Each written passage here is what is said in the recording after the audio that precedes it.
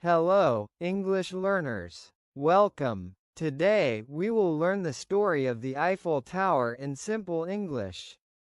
Listen, repeat, and improve your English. If you enjoy this content, please like, share, and subscribe to support our channel. Part 1. The birth of the Eiffel Tower.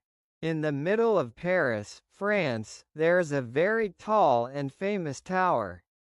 It is called the Eiffel Tower. People from all over the world come to see it. It is one of the most famous buildings on the planet.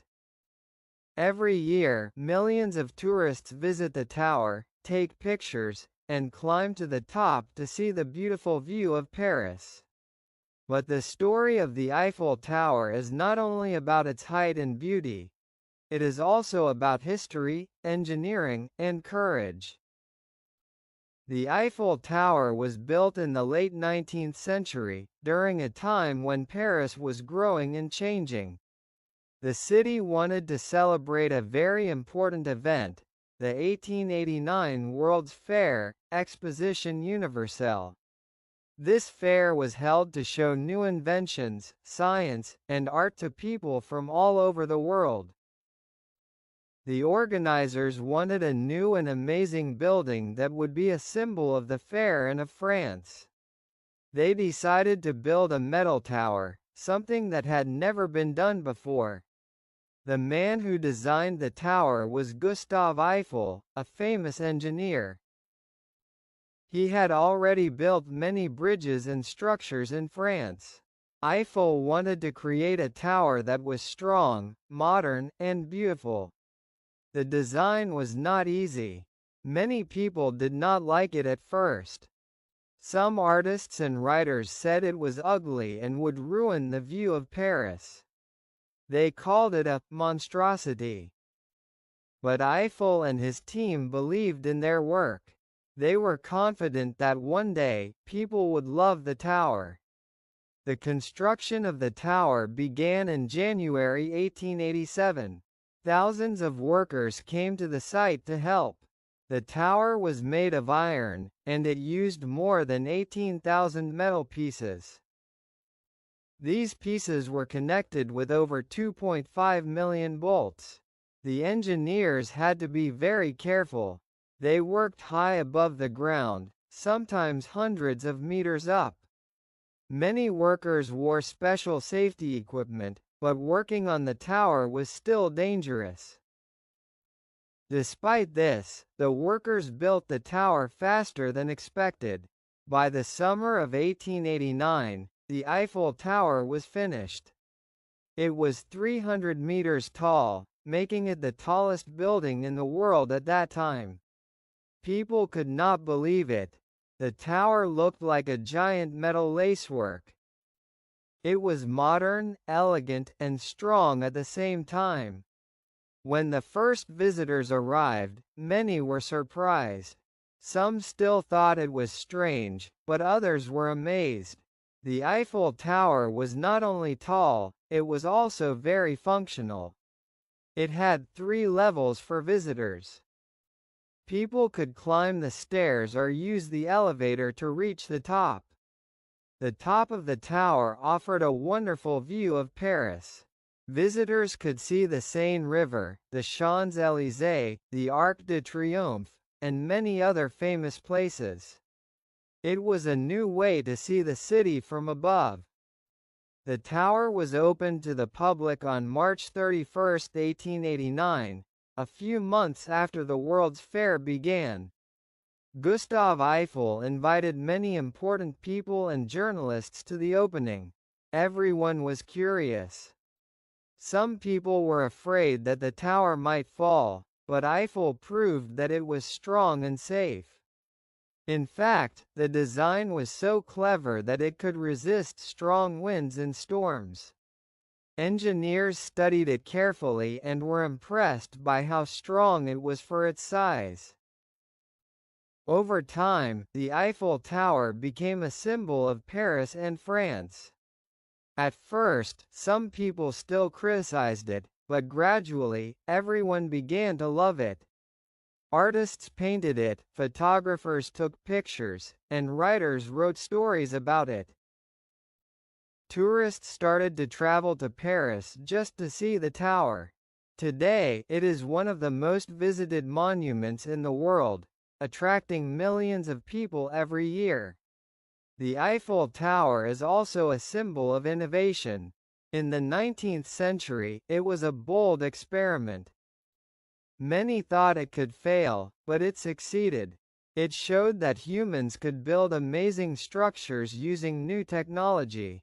Gustave Eiffel's vision and courage changed the way people think about architecture.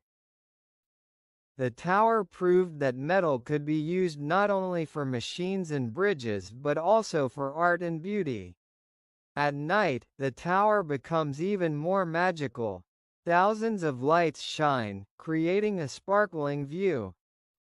People love to take evening boat rides on the Seine River to see the tower glowing. The Eiffel Tower is no longer just a building, it is a symbol of love, history, and Paris itself. And so, the story of the Eiffel Tower begins, with a dream, a design, and the courage of engineers and workers. From a controversial idea to a world-famous monument, the tower shows what humans can achieve when they believe in their vision. Part 2. The construction and opening of the Eiffel Tower. After Gustave Eiffel and his team finished the design, the real challenge began, the construction of the tower. Building a 300-meter-tall structure in the 19th century was a very difficult task. Engineers had to work carefully to make sure the tower would be safe and strong. They also needed to finish it on time for the 1889 World's Fair, because the French government wanted the tower to be ready for visitors from all over the world. Thousands of workers came to the construction site. Some were experienced ironworkers, while others were young apprentices learning the trade. Each worker had a special job. Some measured the metal pieces, some assembled them on the ground, and others carried the pieces up the tower. The tower was made of over 18,000 metal parts, and more than 2.5 million bolts were needed to connect everything. The workers faced many difficulties. They had to climb hundreds of meters above the ground. There were strong winds, cold weather, and even heavy rain. Some workers were afraid, but they continued their work. Gustave Eiffel made safety a priority. He created special platforms, rails, and tools to protect the workers. Despite this, a few workers were injured, but no one died during the construction, a very rare achievement for that time. Day by day, the tower grew taller. The 4 large pillars were built first, forming the base. Then engineers carefully connected the metal beams, creating the famous lattice structure. It looked like a giant metal puzzle. People in Paris watched with curiosity. Many thought the tower would collapse, but others were amazed at its beauty and size. The construction also caused debate in the city. Some artists and writers called the tower ugly. They thought it would ruin the classic look of Paris. Letters were published in newspapers, and protests were held.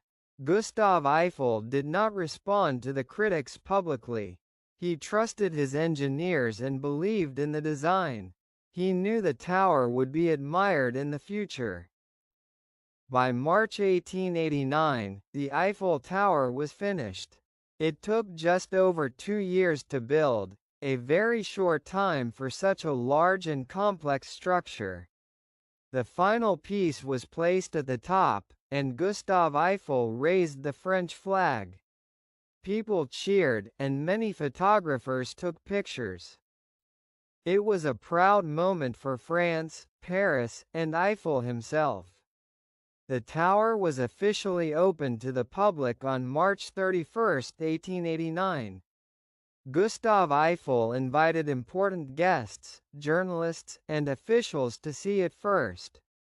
Visitors entered the tower and could use the elevator or stairs to reach the top. From there, they had a breathtaking view of the city.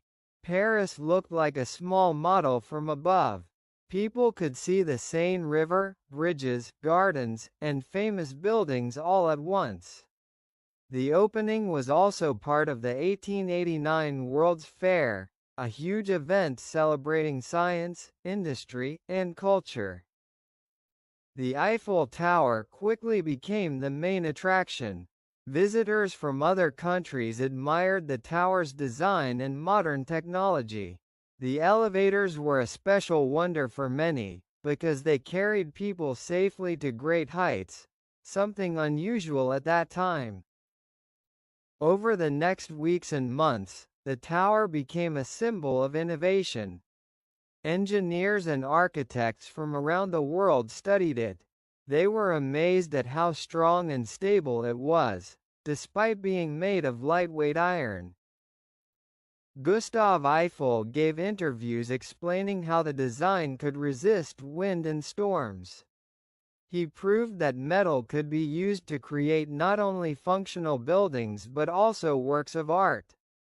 Soon, the Eiffel Tower became more than a building. It became a cultural symbol. Newspapers wrote about it, artists painted it, and postcards with its image were sold throughout Europe. People started calling it the Iron Lady of Paris because of its elegance and strength. Over time, even the critics who had once hated it began to admire it. The tower also inspired science and experiments. Gustav Eiffel allowed scientists to use the top of the tower for weather observations, wind measurements, and radio experiments. In this way, the Eiffel Tower contributed not only to tourism but also to knowledge and technology. Today, the story of the Eiffel Tower's construction reminds people that vision, courage, and hard work can create something amazing. Workers, engineers, and Gustav Eiffel himself showed that it is possible to overcome fear, criticism, and difficulty to achieve something extraordinary. From the first bolt to the top piece, the Eiffel Tower stands as a testament to human skill and creativity. Its opening marked the beginning of a new era in architecture, and it became a global symbol of Paris, France, and modern engineering.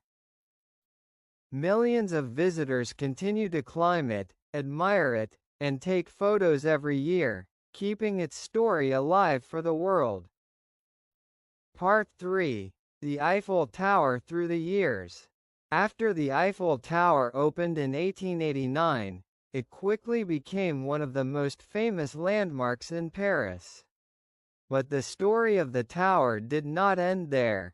Over the next century, it experienced many changes, challenges, and even dangers.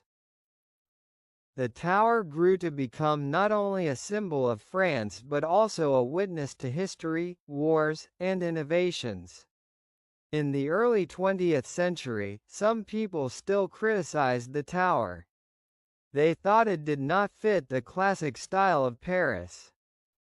Some even wanted to destroy it after 20 years. Gustav Eiffel had a contract with the city, and he promised to keep the tower standing for 20 years. But he also had an idea: the tower could be used for science and experiments. Because of this, the city decided to keep the tower, and it survived longer than anyone had imagined. During World War I, the Eiffel Tower played an important role. The French army used it as a communication center. A radio transmitter on the tower helped the army send important messages. It is even said that the tower helped stop a German attack by allowing messages to reach the army faster than ever before. The Eiffel Tower, which was once just a tourist attraction, became a tool for national defense. In the 1920s and 1930s, the tower became more popular than ever.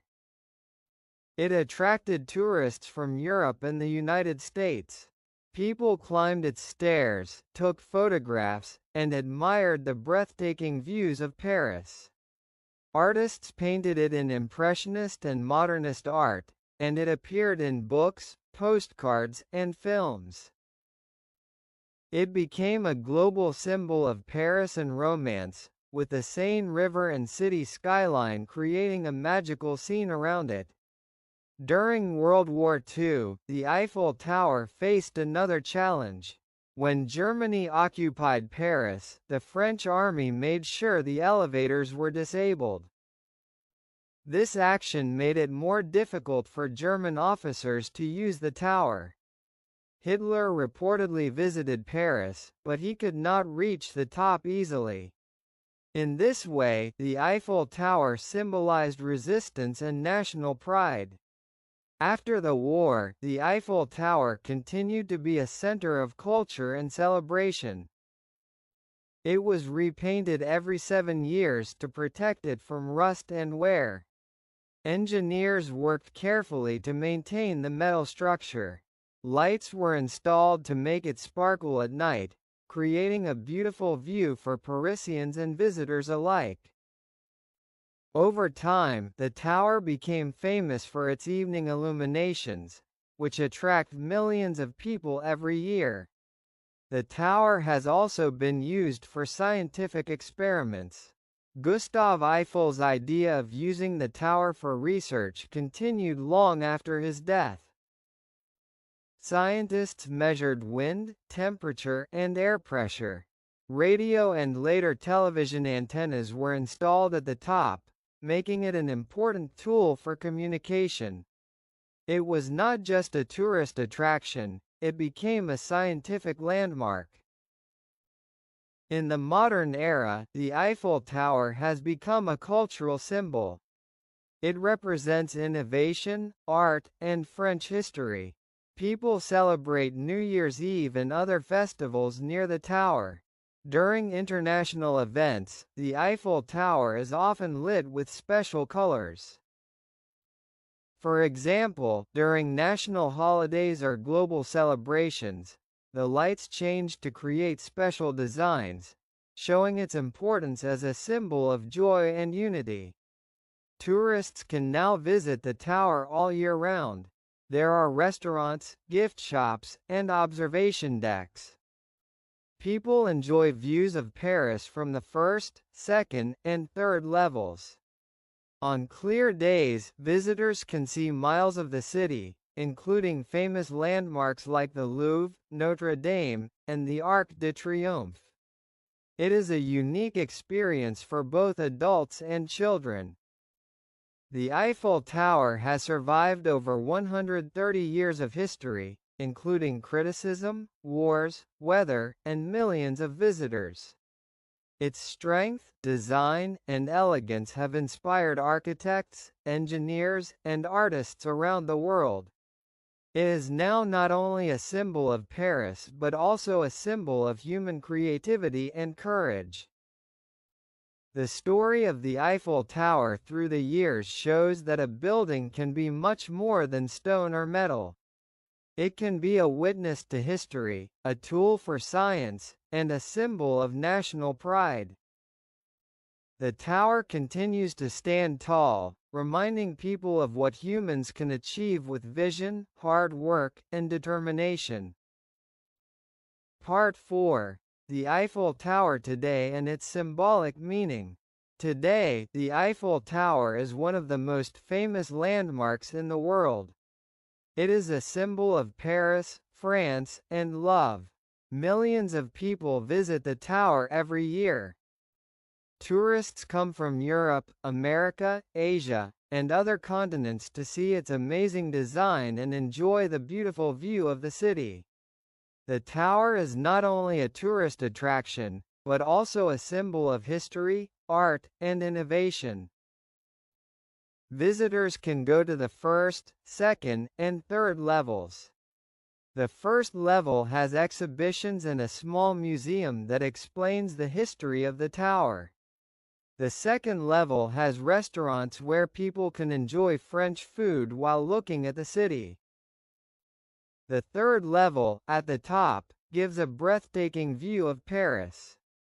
Visitors can see the Seine River, famous monuments like the Louvre, Notre Dame, and Arc de Triomphe, and the streets of the city stretching far into the distance. Many people say that seeing Paris from the top of the Eiffel Tower is unforgettable. At night, the tower becomes even more magical. Thousands of lights shine, making it sparkle like a giant jewel in the sky. On special occasions, the tower is lit with different colors. For example, during national holidays, international celebrations, or charity events, the lights change to blue, red, white, or other colors. People take photos, celebrate, and enjoy the beauty of the tower. It has become a center for celebrations in Paris. The Eiffel Tower is also a symbol of love. Couples often come to propose marriage or take romantic photos in front of it. The tower has been featured in many films, books, and postcards, making it famous all over the world. Tourists know that it is a romantic place, a symbol of dreams and hope. People remember the first time they saw it, and many say that it is a special memory for life. In addition to being a tourist destination, the Eiffel Tower is still used for scientific and technological purposes. Scientists use it to study wind, weather, and air quality. The tower also has radio, television, and mobile antennas at the top. These modern technologies make the Eiffel Tower useful in many ways, even more than 130 years after it was built. Gustave Eiffel would be proud to see how his creation still helps people today. The tower has survived storms, strong winds, and natural disasters, but it remains strong. Every 7 years, it is repainted to protect it from rust. Engineers and workers take care of the metal structure, ensuring it is safe for visitors. The Eiffel Tower is a symbol of strength and endurance, showing that careful work and attention can protect even very old buildings. For the people of Paris, the Eiffel Tower is more than a building. It is a part of the city's identity. Children grow up seeing it, and tourists remember it as the highlight of their trip. The tower represents French creativity, innovation, and culture. It is a place where history meets the present, and where people from different countries come together to admire beauty and art. The Eiffel Tower also inspires people. It shows that dreams can come true with courage, vision, and hard work. Gustave Eiffel believed in his idea even when others doubted him. Today, millions of people enjoy his vision every year. Artists, architects, engineers, and tourists are inspired by its design and elegance. The story of the Eiffel Tower is a story of history, art, love, and innovation. It reminds people that a single building can change a city and the world. From a controversial idea to a beloved global symbol, the tower continues to stand tall, shining over Paris and inspiring people everywhere.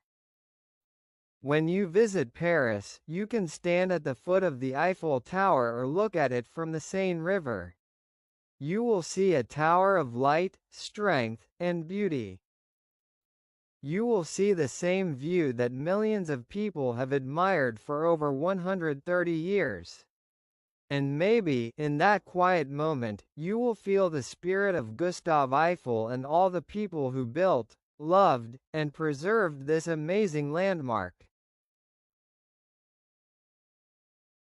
Hello, English learners. Welcome. Today, we explore the Titanic story in simple English.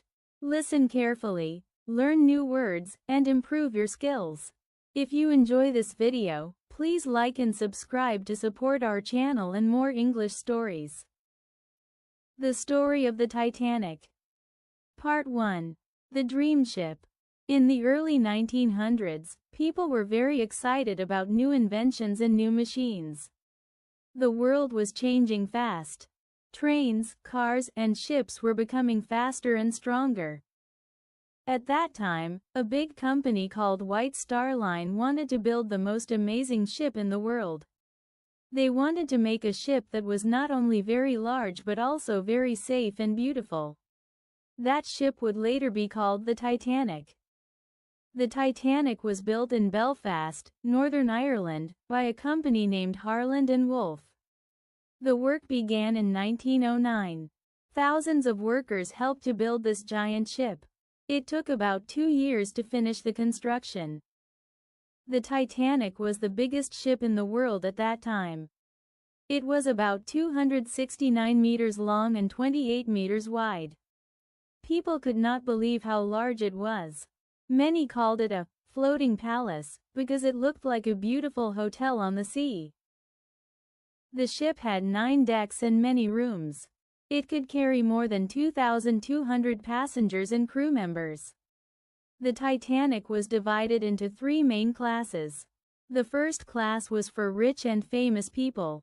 They had big rooms, private bathrooms, and beautiful dining halls. The food was excellent, and there were music rooms, reading rooms, and even a swimming pool. The second class was smaller and simpler, but still comfortable. It was for teachers, businessmen, and travelers who were not rich but could afford a ticket. The third class, also called steerage, was for poor people, many of whom were immigrants traveling to America to find a better life. Their rooms were small, and they had to share bathrooms, but they were still happy to travel on such a great ship. The Titanic was not just beautiful, it was also said to be the safest ship ever built. The designers used the newest technology of the time. The ship had watertight compartments that could close if water entered the ship. People believed that even if the ship was damaged, it could still stay afloat. Because of this, some people even said that the Titanic was unsinkable. Of course, later we learned that this was not true, but at that time, everyone trusted the engineers. Inside, the Titanic was full of luxury and elegance. There were grand staircases, shining lights, and soft carpets everywhere. The dining rooms had silver plates and crystal glasses. The passengers could enjoy music, games, and long walks on the deck. For many people, traveling on the Titanic was a dream come true. Newspapers wrote about the ship and called it the Ship of Dreams. On April 2, 1912, the Titanic left Belfast for a short test trip. Everything worked perfectly. The engines were strong, and the ship moved smoothly through the water. After this test, the Titanic went to Southampton, England, to prepare for its first real journey across the Atlantic Ocean. The destination was New York City, in the United States. Many people were excited about this first voyage. Some passengers were rich families, such as businessmen and famous travelers. Others were poor families who hoped to start new lives in America. On April 10, 1912, the Titanic was ready to leave Southampton. The day was sunny and calm. The port was full of people saying goodbye to their friends and family. Everyone wanted to see the grand ship. When the Titanic's horn sounded, it was so loud that it could be heard for miles. Slowly, the ship began to move. People waved their hands and shouted, "Goodbye. Safe travels." The Titanic stopped at 2 more ports before going to America, one in Cherbourg, France, and one in Queenstown, now Cobh, Ireland. There, more passengers came on board. Some of them were rich and famous, like John Jacob Astor IV, one of the richest men in the world. Others were simple workers or farmers hoping for a better future. No one knew what would happen soon. By the evening of April 11th, the Titanic was sailing across the Atlantic Ocean. The weather was calm, and the sea looked peaceful. The passengers were happy and full of excitement. Many spent their time exploring the ship, meeting new people, and enjoying the fine food and music. The crew members worked hard to make sure everything was perfect. Captain Edward J. Smith, the ship's captain, was very experienced and respected. Everyone felt safe under his command. At night, the ship's lights shone brightly on the dark sea. The passengers went to bed feeling comfortable and proud to be part of history. The Titanic was moving smoothly and powerfully, like a city on the water. People believed that nothing bad could happen to such a strong ship. But far away, in the cold waters of the North Atlantic, icebergs were floating silently. The Titanic's journey had just begun, and no one could imagine the tragedy that would soon take place. For now, everything was calm, and the unsinkable ship was full of life, dreams, and hope. Part 2. The Journey Across the Ocean. When the Titanic started its journey across the Atlantic Ocean, everyone on board felt very happy. It was the largest and most beautiful ship anyone had ever seen. The weather was good, and the sea was calm. Many passengers said it felt like being in a luxury hotel that moved across the water. The crew worked hard to make the trip comfortable and safe for everyone. Each day on the Titanic was full of activity. The first-class passengers had the best rooms and spent their time in style. They ate fine meals with many courses, soups, fish, meats, and desserts. They wore elegant clothes and talked with other rich travelers. Some of them walked on the deck to enjoy the fresh sea air. Others listened to the ship's orchestra, which played beautiful music every evening. For them, life on the Titanic was perfect. In second class, the passengers also enjoyed their time. They had smaller rooms, but they were still clean and warm. They could visit the library or play games on deck. Many of them were teachers, clerks, and travelers who were curious to see America. They were comfortable and proud to be on such a famous ship. In third class, life was simpler but full of hope. The passengers were families from Ireland, England, Sweden, and other European countries. They dreamed of a better life in the United States.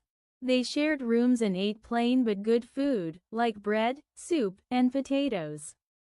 Children played in the hallways, and adults talked about their dreams for the future. Even though their part of the ship was not fancy, they were happy to be traveling on the great Titanic. The ship moved quickly through the cold Atlantic waters. Captain Edward J. Smith and his officers were proud of how well everything was going.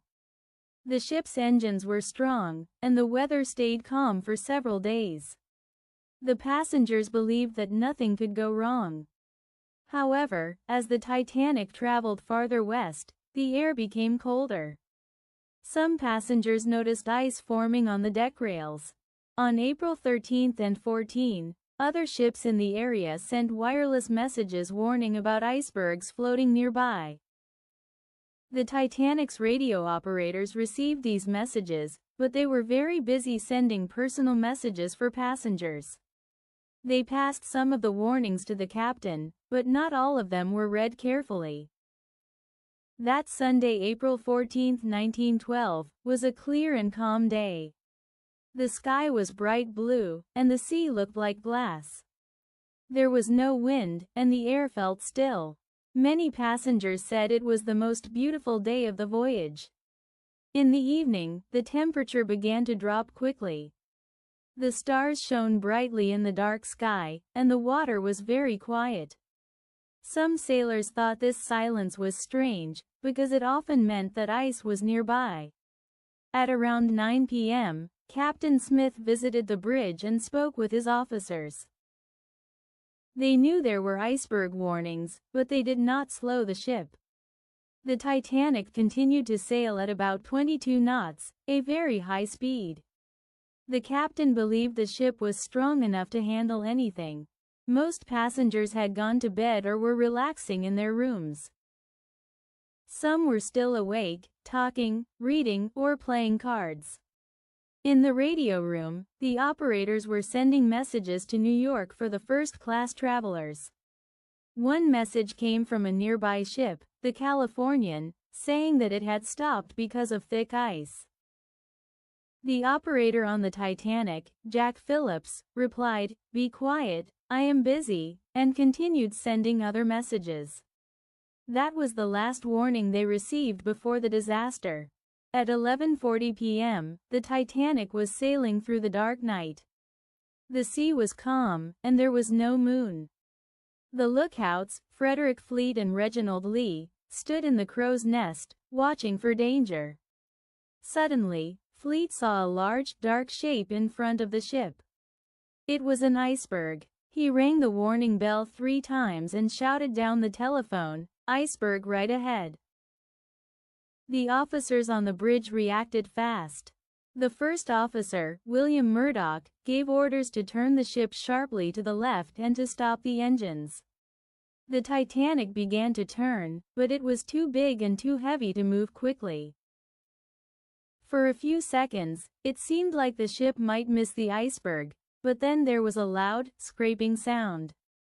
The iceberg hit the right side of the ship, cutting into the metal below the waterline. At first, the passengers did not feel much. Some heard a strange noise, like tearing metal, but they did not worry.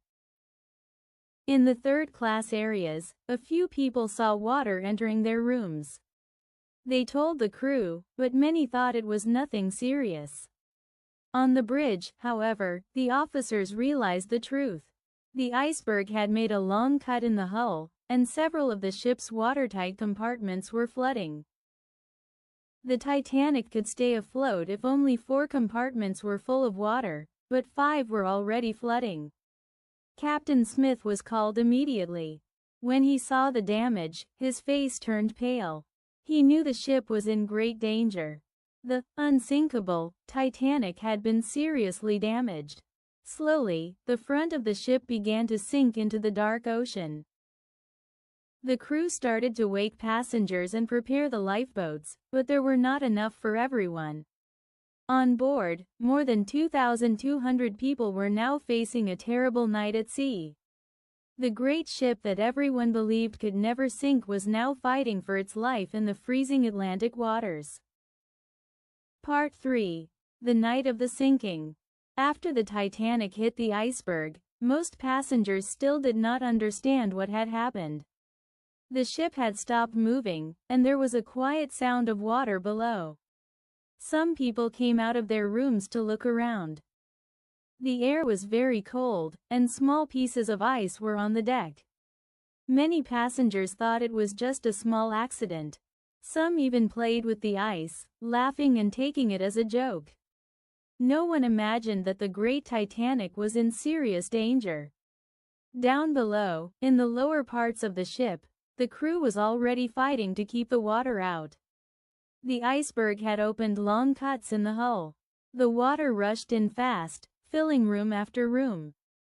The ship's builders had said the Titanic could stay afloat if only 4 compartments were full of water, but now 5 were already flooding. This meant the ship would not survive for long. Captain Smith and his officers realized the terrible truth: the Titanic was going to sink.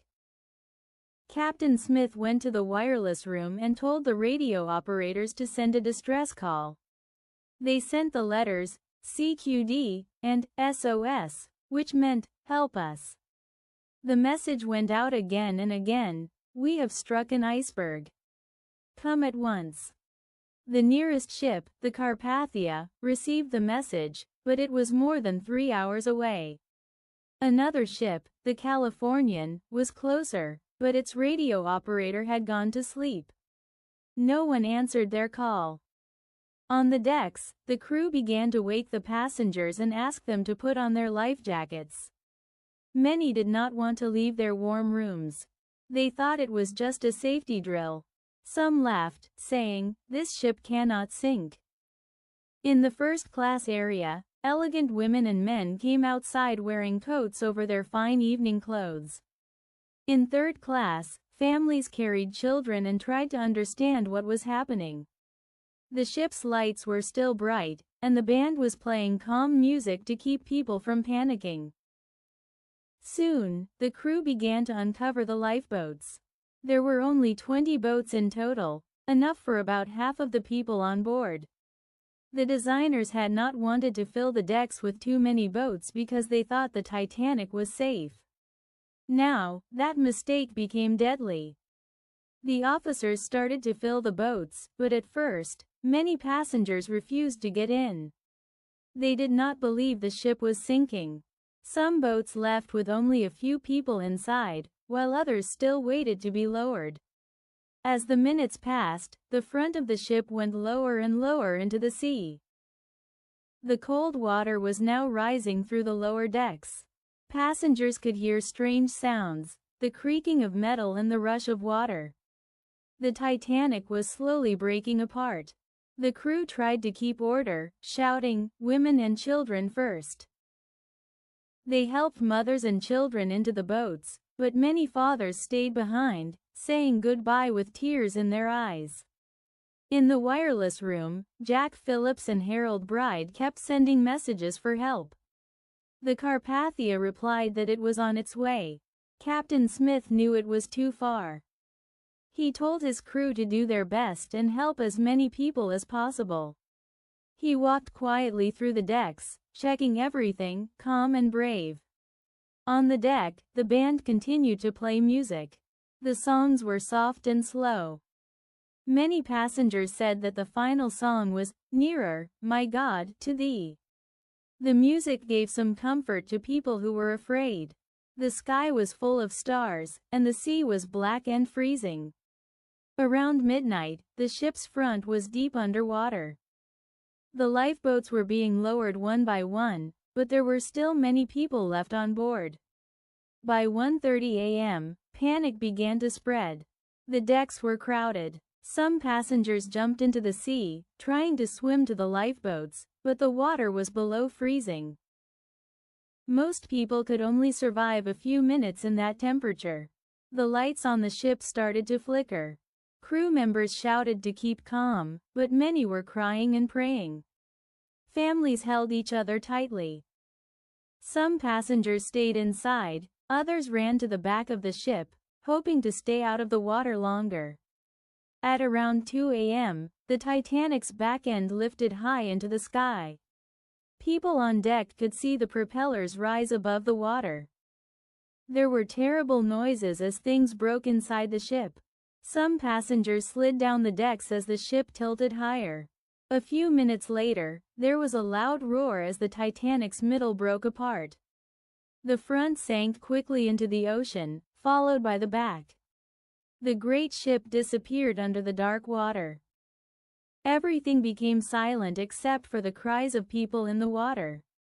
Those in the lifeboats watched in shock as the ship went down. Many wanted to go back and help, but some officers were afraid that too many people would make the boats sink. Slowly, the cries grew quieter. The cold sea took hundreds of lives that night. In the end, more than 1,500 people died in the freezing Atlantic. Only about 700 survived, most of them women and children who had made it into the lifeboats. The night was calm again, but the sea was full of pieces of wood, floating chairs, and personal items. The unsinkable ship was gone forever. The survivors sat quietly in the lifeboats, shivering in the cold, waiting for the morning light. They looked at the empty ocean where the Titanic had been and could not believe what they had seen. The ship that had been called the greatest in the world now rested at the bottom of the sea. Part 4. Rescue and Legacy. After the Titanic sank, the night was cold and silent. The great ship had disappeared under the dark water, and hundreds of people were gone. The survivors in the lifeboats could hardly believe what had happened. They sat close together, trying to stay warm in the freezing air. The stars were bright above them, but the sea around them was black and full of small pieces of wood and broken things from the ship. Some people still cried out for help, but their voices grew weaker as the night went on. Inside the lifeboats, people were scared and tired. Many women and children were crying. Some were praying quietly. Others stared into the darkness, hoping to see another ship coming to save them. The crew members tried to keep everyone calm. They rowed the boats together so they would not drift too far apart. Every hour felt like forever. The cold wind made their hands and faces hurt. Many people could not feel their feet because they were so cold. Far away, the Carpathia, a smaller ship from the Cunard Line, was sailing as fast as it could toward the Titanic's last known position. Captain Arthur Rostron of the Carpathia had received the distress call around midnight. As soon as he heard it, he gave orders to change course and move at full speed. He told his crew to prepare blankets, hot drinks, and medical help for the survivors. The Carpathia pushed through the icy waters, dodging icebergs in the dark night. Everyone on board worked together to save as many lives as possible. At around 4 a.m., the first lifeboats were spotted by the crew of the Carpathia. The people on the lifeboats saw a light on the horizon and began to shout and wave. It was a moment of great relief. After hours of cold and fear, they finally saw hope. One by one, the lifeboats came closer to the Carpathia, and the survivors were lifted aboard. The crew gave them warm blankets, tea, and soup. Many were shaking and crying, too weak to speak. Some asked about their husbands or children who had been left behind, but the answers were heartbreaking. As the morning light came, the ocean became calm again. Pieces of ice floated on the surface, shining in the early sun. But the Titanic was gone. Nothing was left except for small bits of debris and a few empty lifeboats. The Carpathia continued to rescue people for several hours, picking up every survivor it could find. When all the lifeboats had been collected, the captain counted 705 survivors. Over 1,500 people had died in the disaster.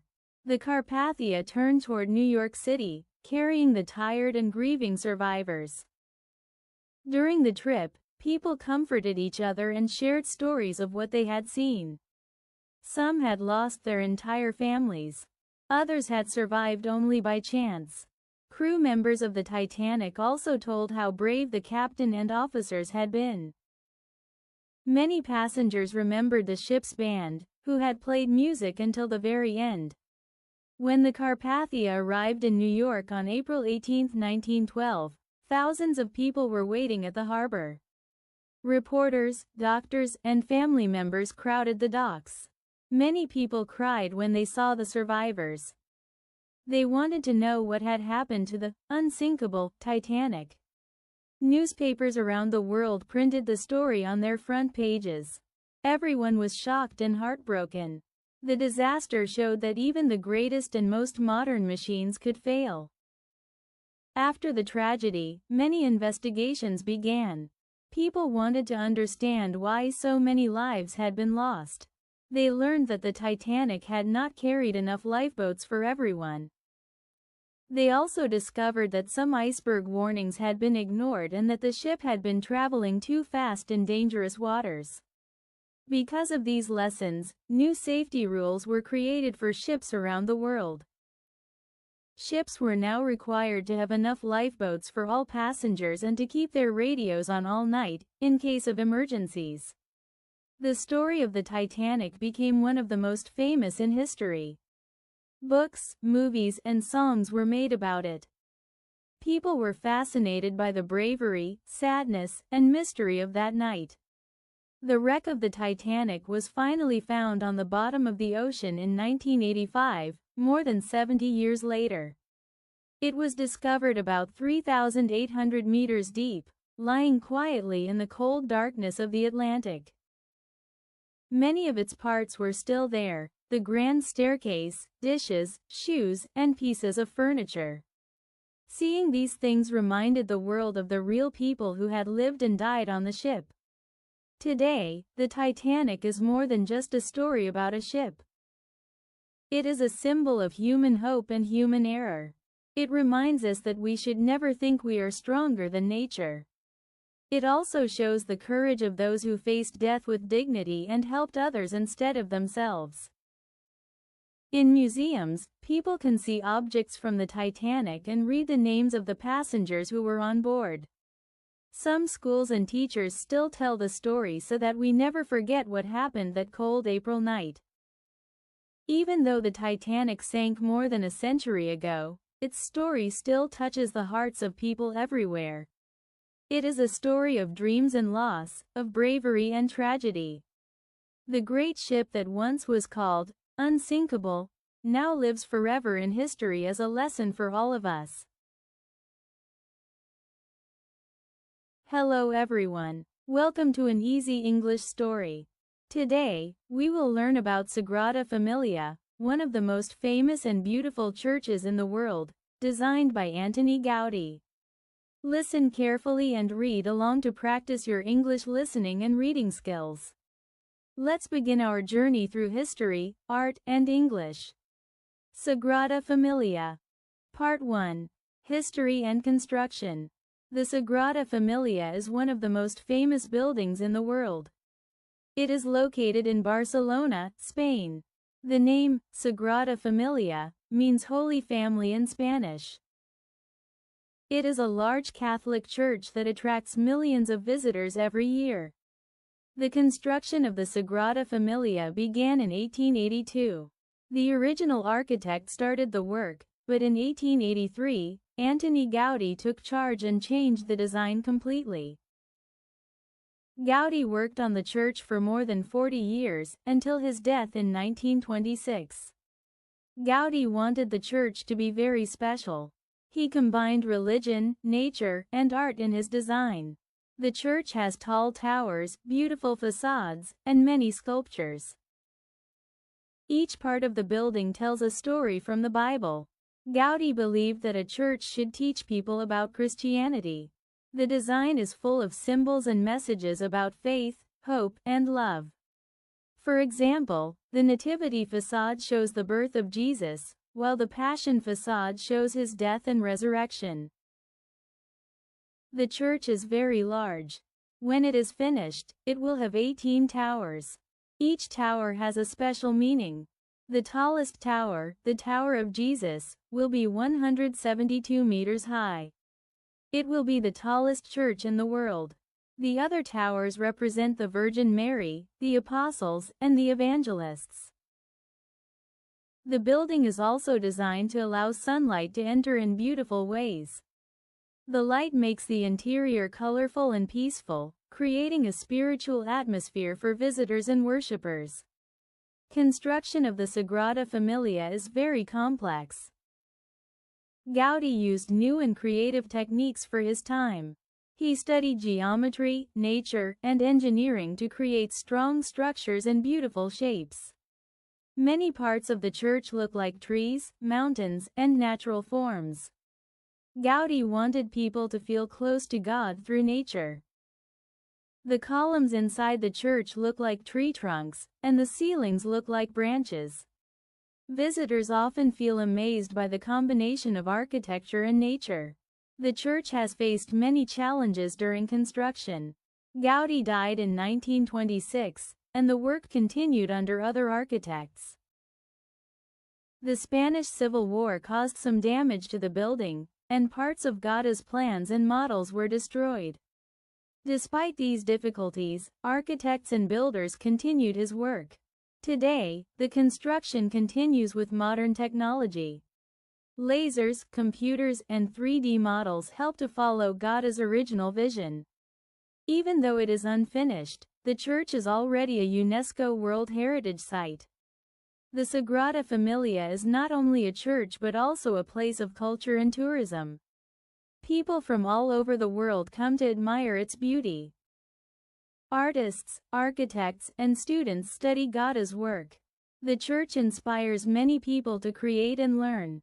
It is a combination of faith, art, and human creativity.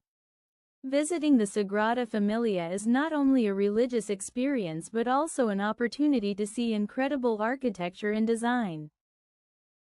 Gaudi wanted the church to be funded by donations. Even today, the Sagrada Familia is mainly financed by visitor tickets and donations. This shows that the church belongs to the people. It is a community project that has lasted more than 140 years.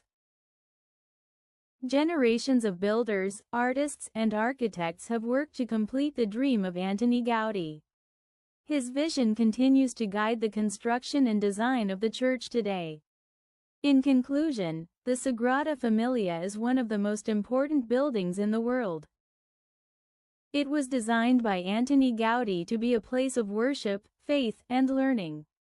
Its towers, facades, and interior are full of beauty, symbols, and inspiration. Construction has continued for more than a century, showing the dedication of many people.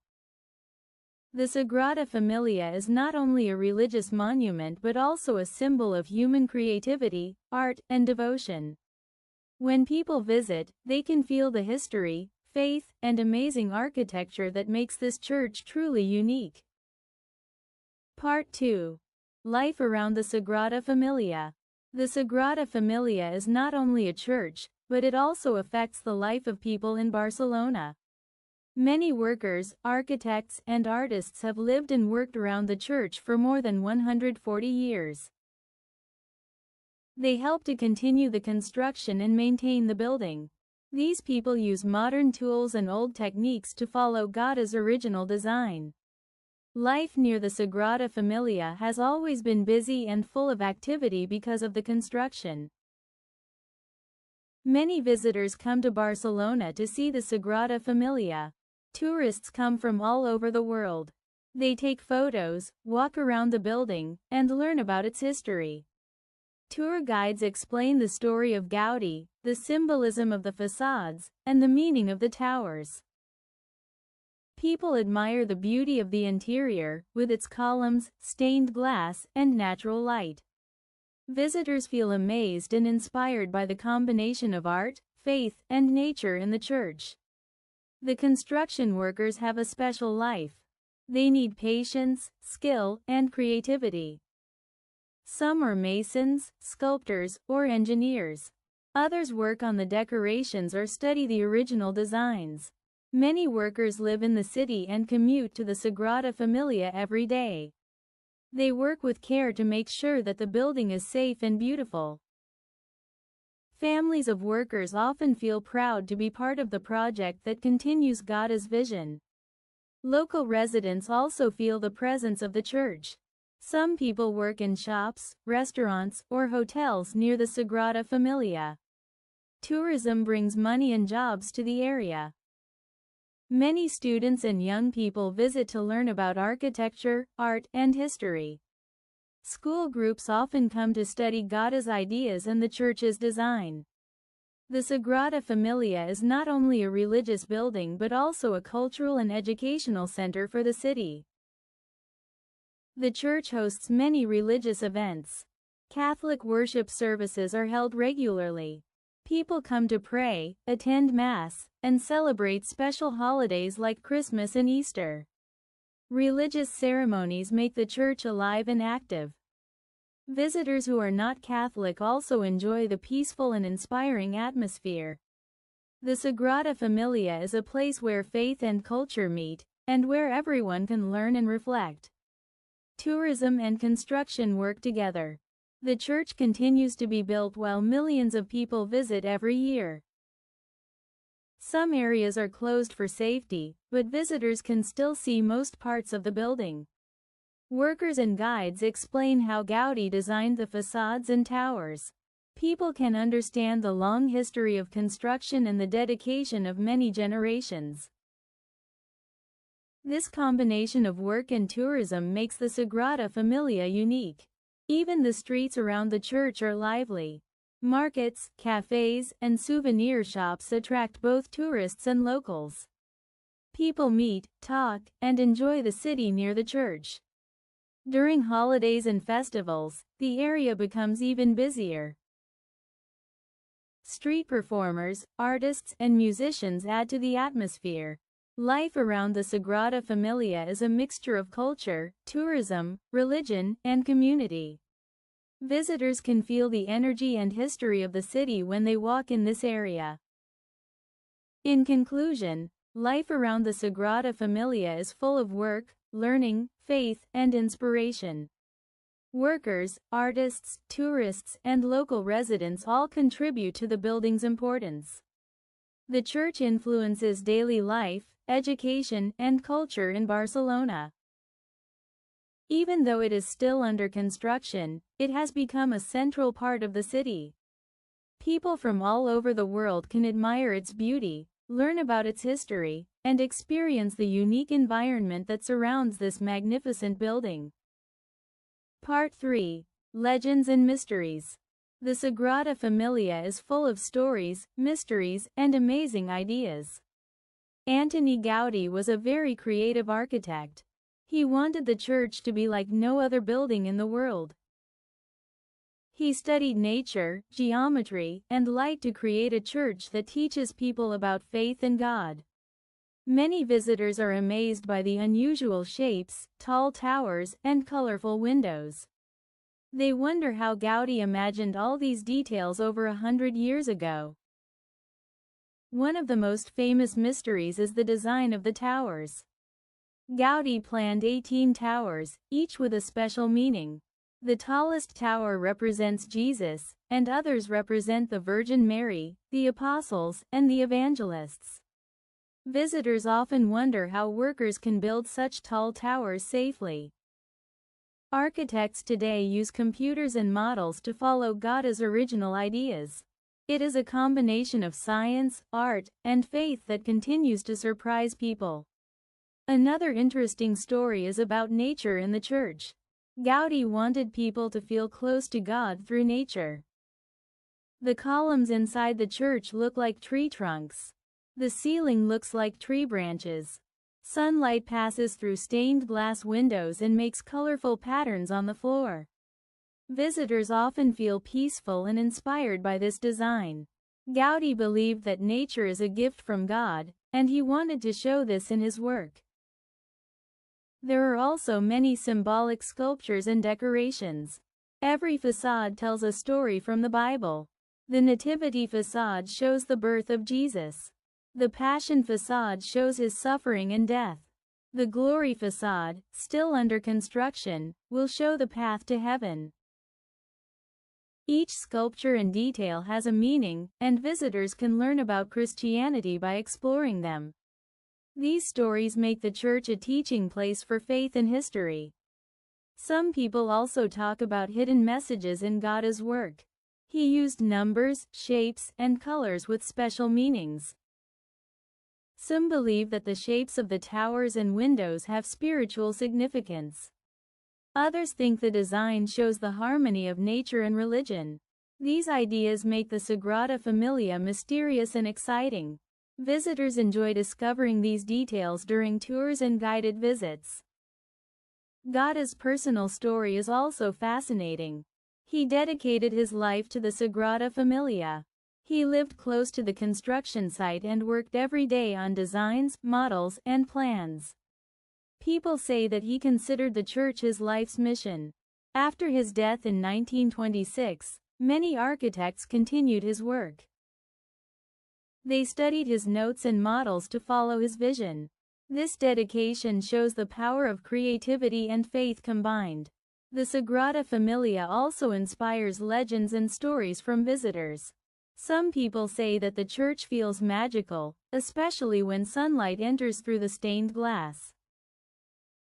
Others feel a spiritual energy in the church, as it has been a place of worship for more than 140 years. These stories add to the charm and mystery of the building. Visitors often leave with unforgettable memories of both art and faith. In conclusion, the Sagrada Familia is full of legends, mysteries, and creative ideas. Gauda's design, inspired by nature and faith, makes it one of the most unique buildings in the world. Its towers, facades, columns, and windows tell stories about Christianity, God, and the harmony of nature. Visitors are inspired by its beauty, amazed by its architecture, and curious about its hidden meanings. The Sagrada Familia is not only a church, it is a symbol of human creativity, faith, and imagination that continues to fascinate the world. Part 4. Today and its legacy. Today, the Sagrada Familia is one of the most visited buildings in the world. People from many countries travel to Barcelona to see its beautiful towers, facades, and interior. Visitors admire the stained glass windows, columns, and sunlight that fills the church. Even though it is still under construction, it is already a symbol of faith, art, and culture. Millions of people visit each year to learn about Gaudí and his vision. Earthquakes, weather, and pollution are challenges, but experts repair and protect the towers, sculptures, and walls. These preservation efforts ensure that future generations can enjoy and study the Sagrada Familia. Tourism plays a very important role. Visitors not only admire the church but also support its construction. Tickets and donations help fund the ongoing work. Local shops, restaurants, and hotels also benefit from the many tourists. Guides explain the history, architecture, and symbolism of the church. School groups, students, and artists often visit to learn from Gauda's creativity. The Sagrada Familia is not only a religious site but also an educational and cultural center. The church continues to host religious services. Catholic masses are held regularly, and special celebrations occur during Christmas, Easter, and other religious holidays. Worshippers come to pray, attend Mass, and experience the spiritual atmosphere. Even visitors who are not Catholic enjoy the peaceful and inspiring environment. The combination of faith, art, and community makes the Sagrada Familia a unique place in the world. Sagrada Familia also inspires architects and artists worldwide. Its creative use of geometry, natural forms, and light shows how human imagination can create something lasting and beautiful. Modern buildings and churches often study its design for inspiration. Gauda's combination of nature, religion, and art demonstrates how architecture can teach and inspire people for generations. The church shows that dedication and creativity can produce a monument that lasts centuries. The construction is still ongoing, and Gauda's original vision guides the builders. The church is expected to be completed in the next few years. Architects and workers study Gauda's models, drawings, and notes to finish the towers and facades according to his plan. This long-term work shows the dedication of many generations and the importance of preserving cultural heritage. It is a rare example of a building that connects the past, present, and future. In conclusion, the Sagrada Familia is a bridge between history, religion, and art. Its towers, facades, and interior show the skill, creativity, and faith of Antoni Gaudí and many workers who followed his vision. The church continues to inspire millions of visitors, students, and architects. It teaches about culture, architecture, and human creativity. Sagrada Familia is a living monument, a symbol of faith, and a treasure of human imagination. It reminds the world that art, religion, and dedication can create wonders that last forever. Hello everyone, welcome to an easy English story. Today, we will learn about Hagia Sophia, one of the most famous and historic buildings in the world. Listen carefully and read along to practice your English listening and reading skills. Let's begin our journey through history and English. Hagia Sophia. Part 1. The history and construction. Hagia Sophia is one of the most famous buildings in the world. It is located in Istanbul, Turkey. The name Hagia Sophia means holy wisdom in Greek. It was first built almost 1,500 years ago, during the Byzantine Empire. The Byzantine Emperor Justinian I wanted a very large and beautiful church in the city of Constantinople, which is now Istanbul. He wanted it to be the greatest church in the world and a symbol of the Christian faith. Construction began in 532 AD and finished in 537 AD. Two main architects, Anthemius of Tralles and Isidore of Miletus, designed the building. They created a unique structure with a huge central dome. The dome is very wide and very high. At the time, it was the largest dome in the world. The architects used special techniques with bricks and mortar to make the dome strong and stable.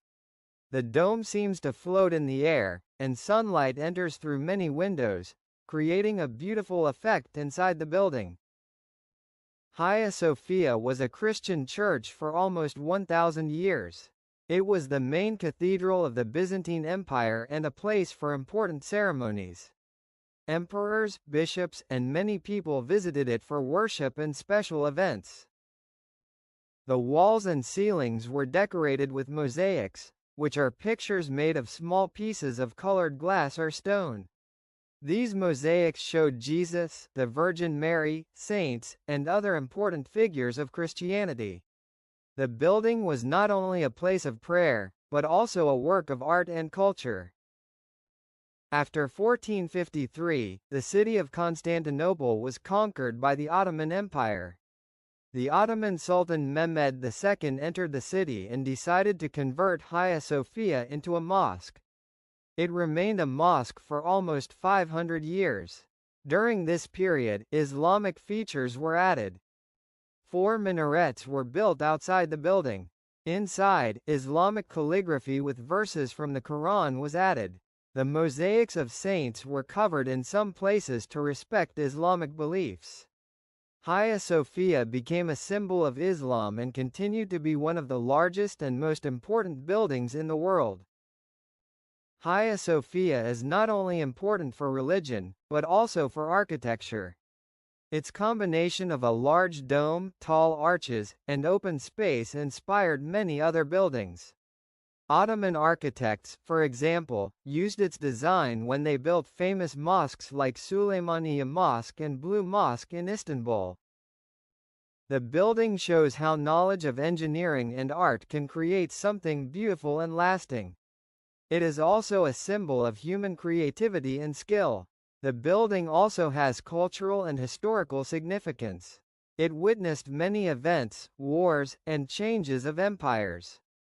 Many historians and travelers have admired its beauty. It is a place where different cultures and religions meet.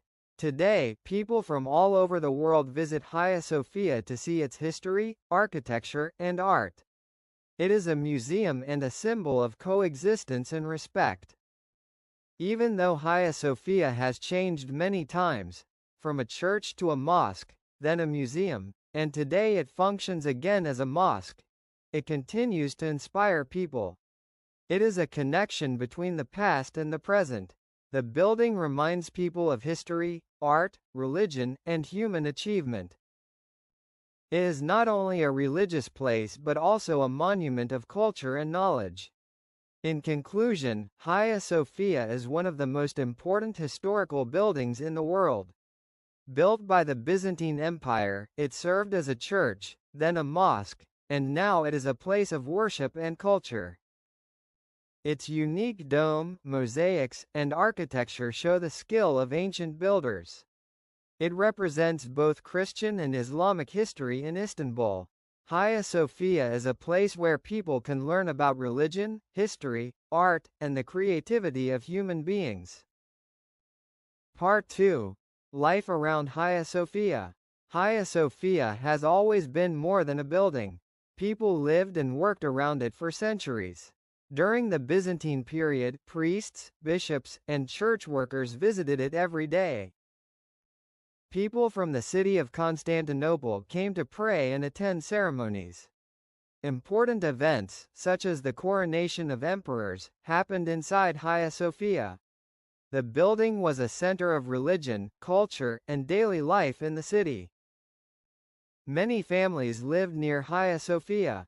Merchants, craftsmen, and workers had shops and homes close to the building. They sold food, clothes, and religious items to the visitors. Some people worked for the church or later for the mosque. They cleaned, maintained, and helped in ceremonies. Life around Hagia Sophia was busy and full of activity. Festivals and holidays brought many people together, creating a strong sense of community. During the Ottoman period, Hagia Sophia became a mosque. Religious life continued, but with Islamic practices. Muslims prayed 5 times a day. The call to prayer, or adhan, was announced from the minarets. People learned about Islam, the Quran, and religious traditions there. Scholars and teachers visited to study religion and architecture. Mosques often included schools, libraries, and small markets around them. Hagia Sophia became a spiritual and social center for the people. Pilgrims and travelers also visited Hagia Sophia. Some came from far away to see the famous building and pray. They admired the mosaics, the dome, and the marble floors. Many wrote letters or books describing what they saw. People from different cultures and religions respected Hagia Sophia. Even though it was originally a church, it became an important place for Muslims after 1453. Its history and beauty attracted people for many generations. Daily life around Hagia Sophia was a mix of work, religion, and education. Farmers, merchants, and workers interacted with visitors and worshippers. Craftsmen repaired the building and maintained the mosaics. Scholars studied the architecture and wrote about its history. Children learned about religion, art, and culture by visiting Hagia Sophia with their families. It was a place where people could learn, pray, and share knowledge. Festivals and special events were important. During Christian times, major holidays such as Easter were celebrated. After it became a mosque, Muslim holidays like Eid al-Fitr and Eid al-Adha were observed. The celebrations included prayers, gatherings, and social activities. People felt connected to the building and to each other. Hagia Sophia was not just a monument, it was a part of daily life, culture, and faith. Even today, the area around Hagia Sophia is lively. Tourists visit from all over the world. Locals still come to pray and enjoy the historical site. Museums, shops, and guides provide information about its history and architecture. The surrounding streets are full of energy, just as they were centuries ago. People can imagine the life of workers, worshippers, and scholars who lived there in the past. Hagia Sophia also shows how religion and culture can coexist. It was built as a Christian church, became a mosque, and later a museum. Today, it functions as a mosque again. This history shows respect for both traditions. People of different faiths have admired its beauty, studied its architecture, and learned from its history. The building is a symbol of tolerance, learning, and human creativity. In conclusion, life around Hagia Sophia was full of activity, learning, and faith. Families, workers, scholars, and worshippers all contributed to its importance. The building influenced daily life, education, and religious practice in the city. Today, visitors can feel the energy and history of the area, and they can imagine the many generations of people who lived, worked, and prayed near Hagia Sophia. It remains a center of culture, history, and spirituality in Istanbul. Part 3. Legends and Mysteries. Hagia Sophia is full of history, beauty, and mystery. For many centuries, people have been amazed by its size, dome, and decorations. Travelers, historians, and scholars have written stories and legends about the building. Even today, people are curious about its secrets. These stories make Hagia Sophia more interesting and show how humans admire art, architecture, and faith. One famous story is about the Dome of Hagia Sophia. When the building was first completed in 537 AD, the dome was very large and high. People wondered how it could stay up without falling. The dome has special supports called arches and pendentives, which hold the weight and create open space below. Many visitors thought it was a miracle that such a heavy structure could float above the floor. This story is often told to show the genius of the Byzantine architects, Anthemius and Isidore. Another mystery is about the mosaics inside Hagia Sophia. The mosaics show religious figures, emperors, and important events. Some of them are very detailed and beautiful. During the Ottoman period, some mosaics were covered with plaster to respect Islamic beliefs. Later, some mosaics were discovered again and carefully restored. People wonder how the mosaics have survived for more than 1,000 years, despite earthquakes and changes in the building. Their survival is a small miracle of history and art. There are also legends about Emperor Justinian. Some stories say that he wanted Hagia Sophia to be the greatest church in the world. He wanted to impress both the people of Constantinople and foreign visitors. Legend tells that when the church was completed, Justinian said, "Solomon, I have surpassed you." This means he wanted to show that Hagia Sophia was greater than the famous Temple of Solomon in Jerusalem. This story shows the pride and ambition of the emperor and the importance of Hagia Sophia in history. Another interesting story is about the building's earthquakes. Istanbul is located in an area with many earthquakes. Over the centuries, the dome and walls of Hagia Sophia were damaged several times. Builders repaired the dome many times to make it stronger. Some visitors say that the building seems to rise again after each earthquake. This idea makes Hagia Sophia a symbol of endurance and strength. It teaches people that careful planning and skill can help buildings survive for centuries. Some people are also curious about hidden chambers and treasures. Over many years, historians have searched for secret rooms or artifacts inside Hagia Sophia. While there are no big treasures, many interesting items, inscriptions, and architectural details have been found. Each discovery helps us understand how the Byzantine and Ottoman builders worked. These secrets make visitors feel like they are exploring history and learning about the past. Hagia Sophia also has a special atmosphere. People feel calm and inspired when they enter the building. The combination of light, space, and decorations creates a unique experience. Sunlight passes through the windows in the dome, making the interior look magical. Many visitors say that the building has a spiritual energy, because it has been a place of worship for both Christians and Muslims for centuries. This feeling is part of the mystery and charm of Hagia Sophia. The building's history also inspires stories about cultural coexistence. It has been a church, a mosque, and a museum. Today it is a mosque again. People of different religions and cultures have admired it, studied it, and visited it for generations. The legends, mysteries, and architecture together show how humans respect art and history across religions. Hagia Sophia is a place where faith, culture, and creativity meet. In conclusion, Hagia Sophia is not only a historical and religious building but also a place of stories and mysteries. Its dome, mosaics, and walls have inspired people for centuries. Visitors admire its architecture, learn about its past, and imagine the lives of people who built and prayed there. The legends of Hagia Sophia make it more than a building. It is a symbol of human skill, creativity, and faith.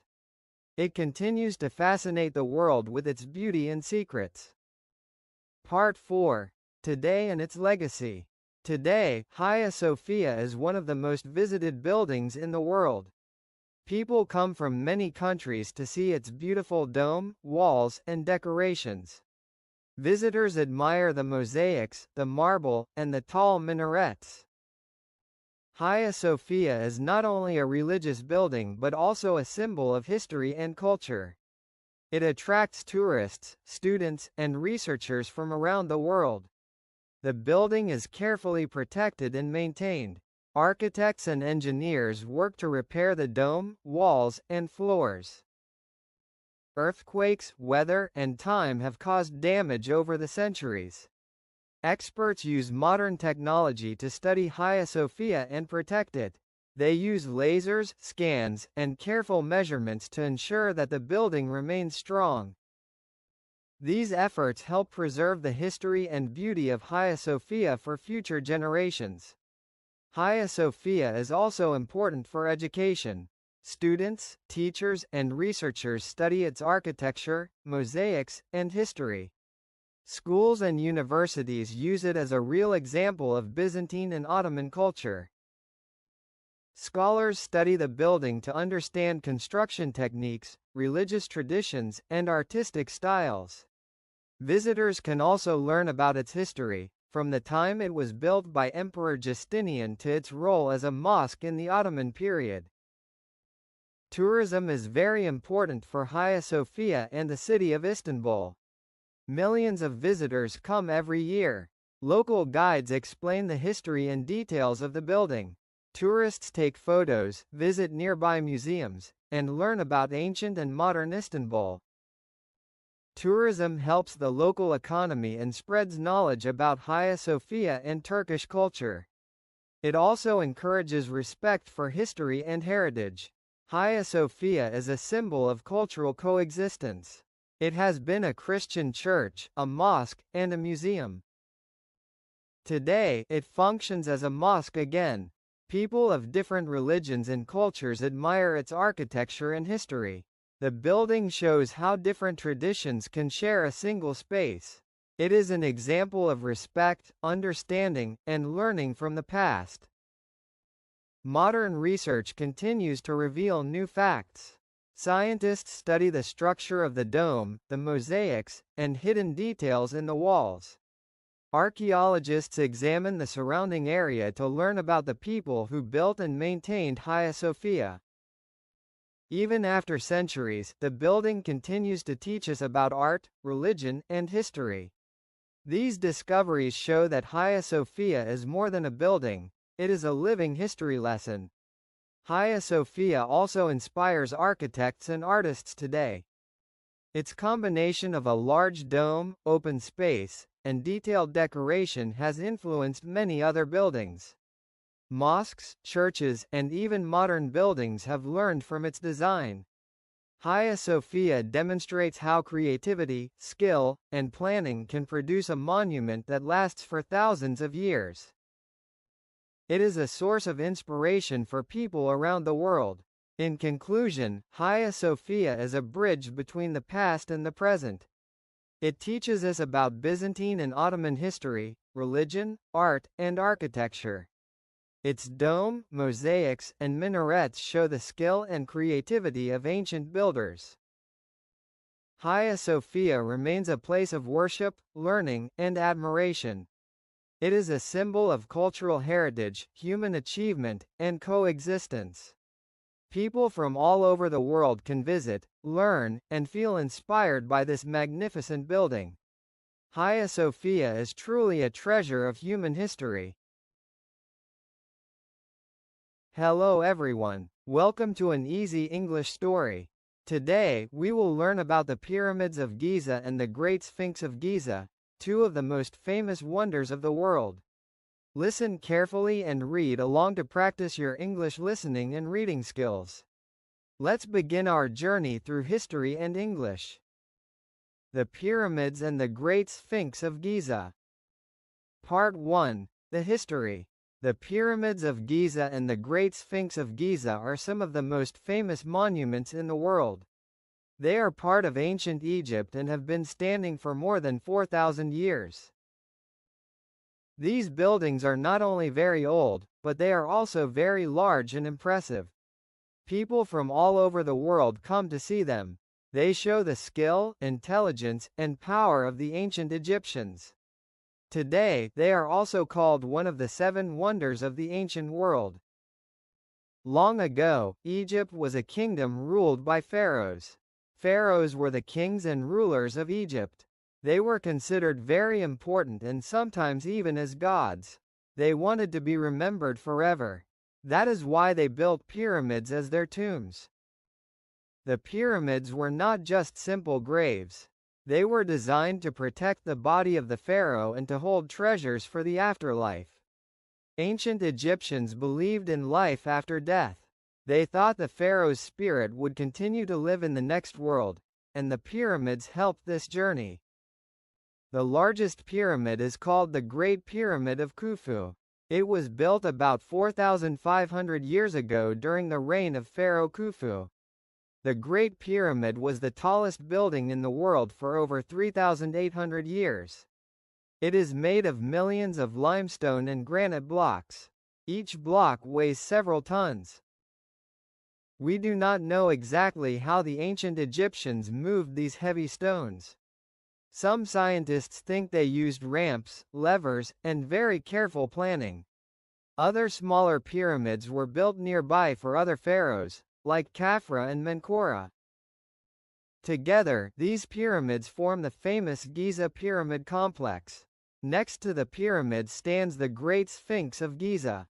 The Sphinx is a very large statue with the body of a lion and the head of a human.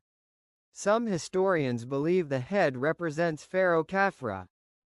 The Sphinx is made of limestone and is carved directly from the bedrock. It is about 73 meters long and 20 meters high. The Sphinx is very old and is considered a guardian of the pyramids. People have wondered for centuries why it was built and what secrets it holds. Its face shows calmness and power, and its body is strong and large like a lion. It is a symbol of strength and mystery. The construction of the pyramids and the Sphinx required thousands of workers. Many were skilled workers, craftsmen, and engineers. Others were farmers who worked on the pyramids during the Nile River's flooding season, when farming was not possible. Building these monuments took years and careful planning. The Egyptians used advanced knowledge of mathematics, astronomy, and architecture. They measured the stars and aligned the pyramids with the directions of the compass. This shows how intelligent and organized they were.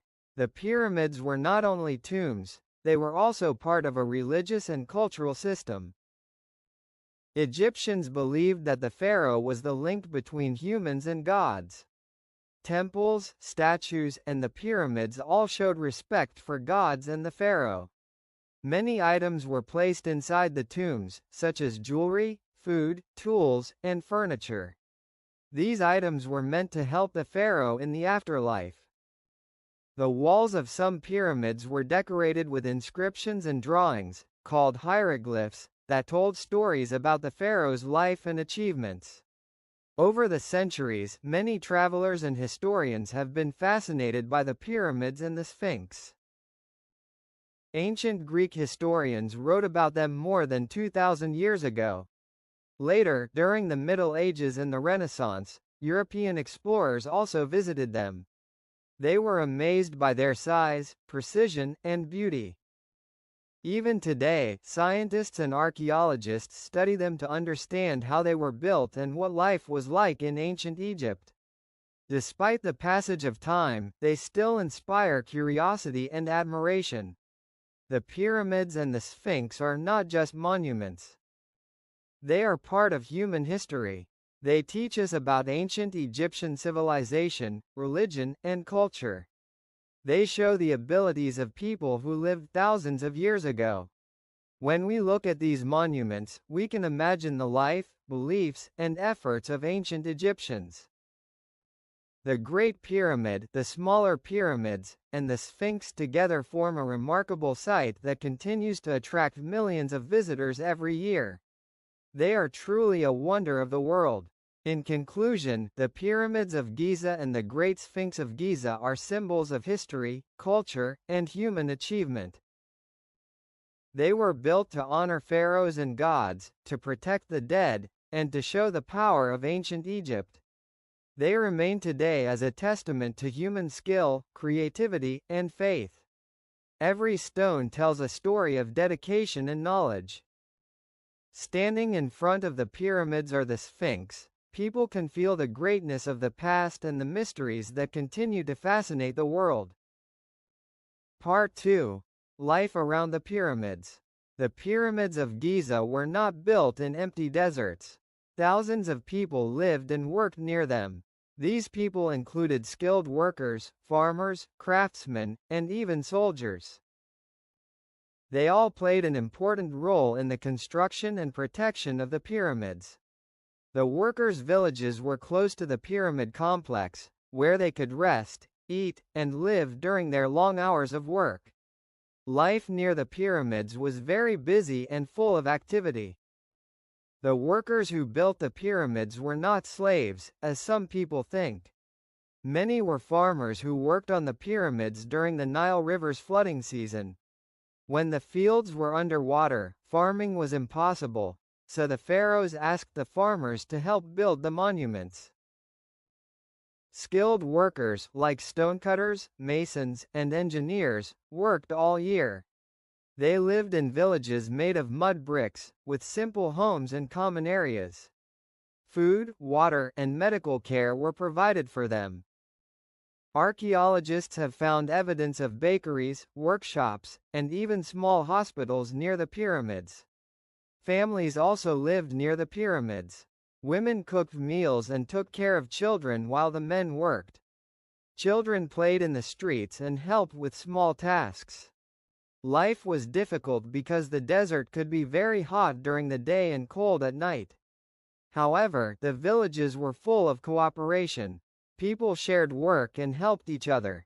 This teamwork was very important to finish such large monuments.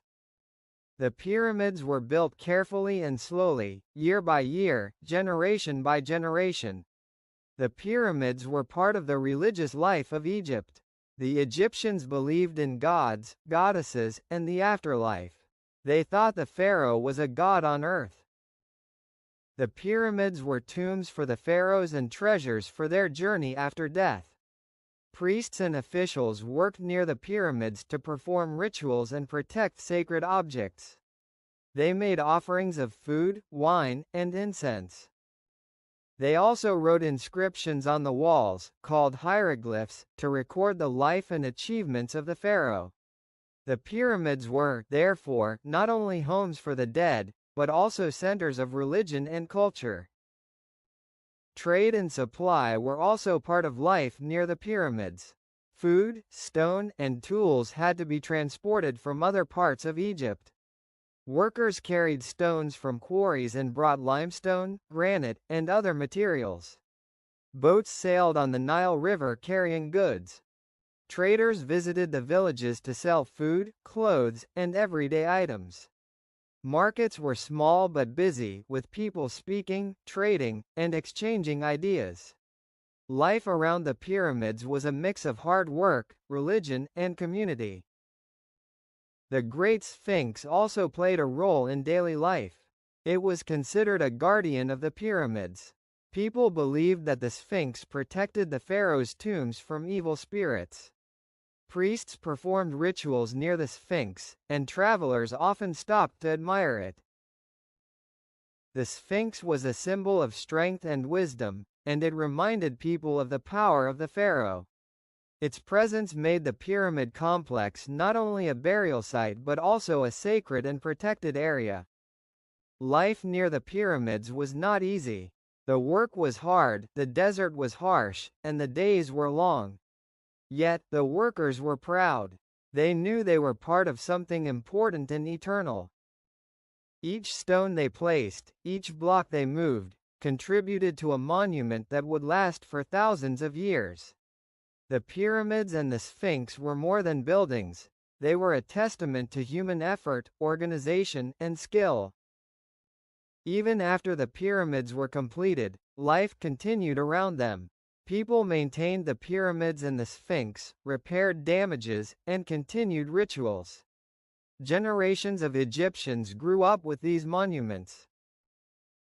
They learned history, religion, and culture by observing and participating in the activities around the pyramids. The pyramids were, and still are, a center of learning and admiration. They inspired art, stories, and traditions that lasted for centuries. In conclusion, life around the pyramids of Giza and the Great Sphinx of Giza was a combination of work, religion, and community. Workers, families, priests, and traders all contributed to the monument's construction and protection.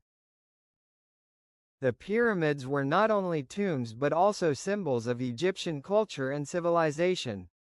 Today, we can imagine the busy life of thousands of years ago and appreciate the incredible organization, skill, and faith of the people who lived near these ancient wonders.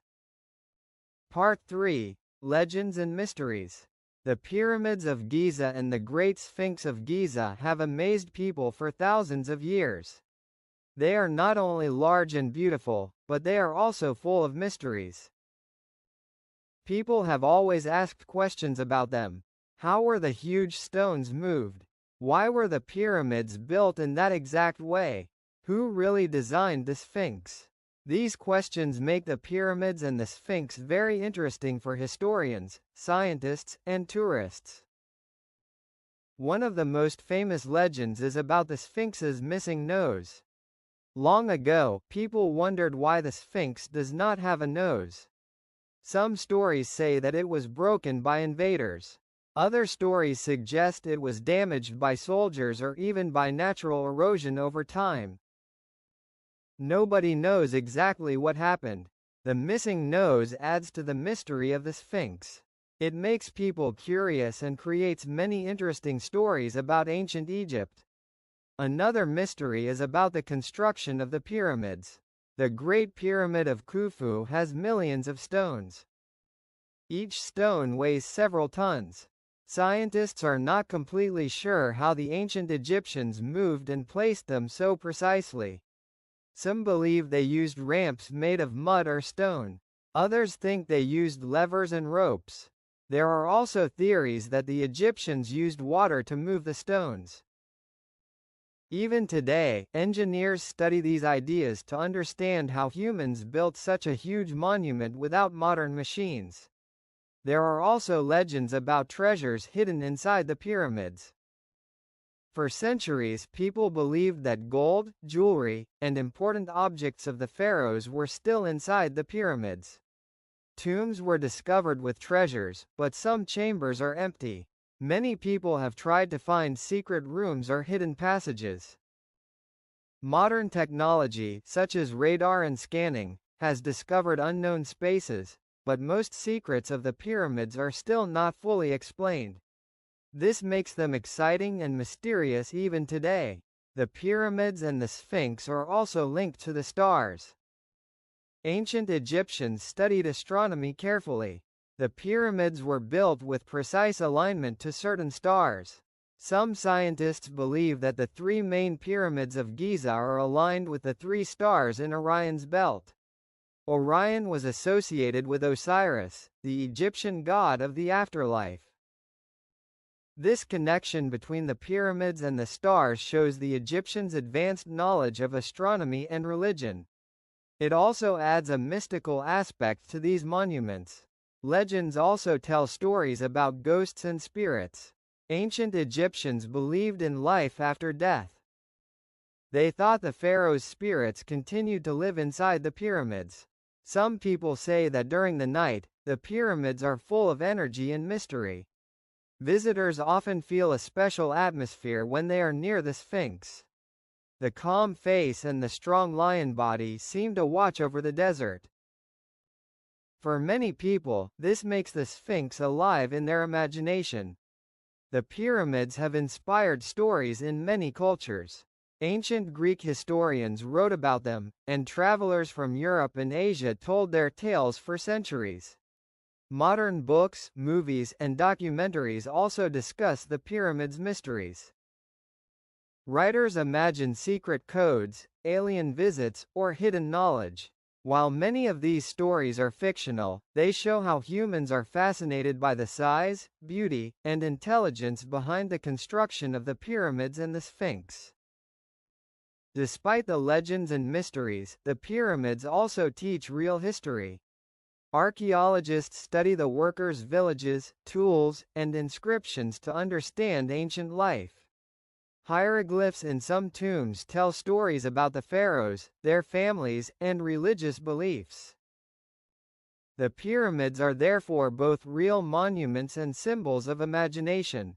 They show the skill, religion, and culture of one of the greatest civilizations in history. The Great Sphinx of Giza, in particular, represents wisdom and strength. It guards the pyramids and reminds people of the power of the pharaohs. Its large size and unique shape make it one of the most recognized statues in the world.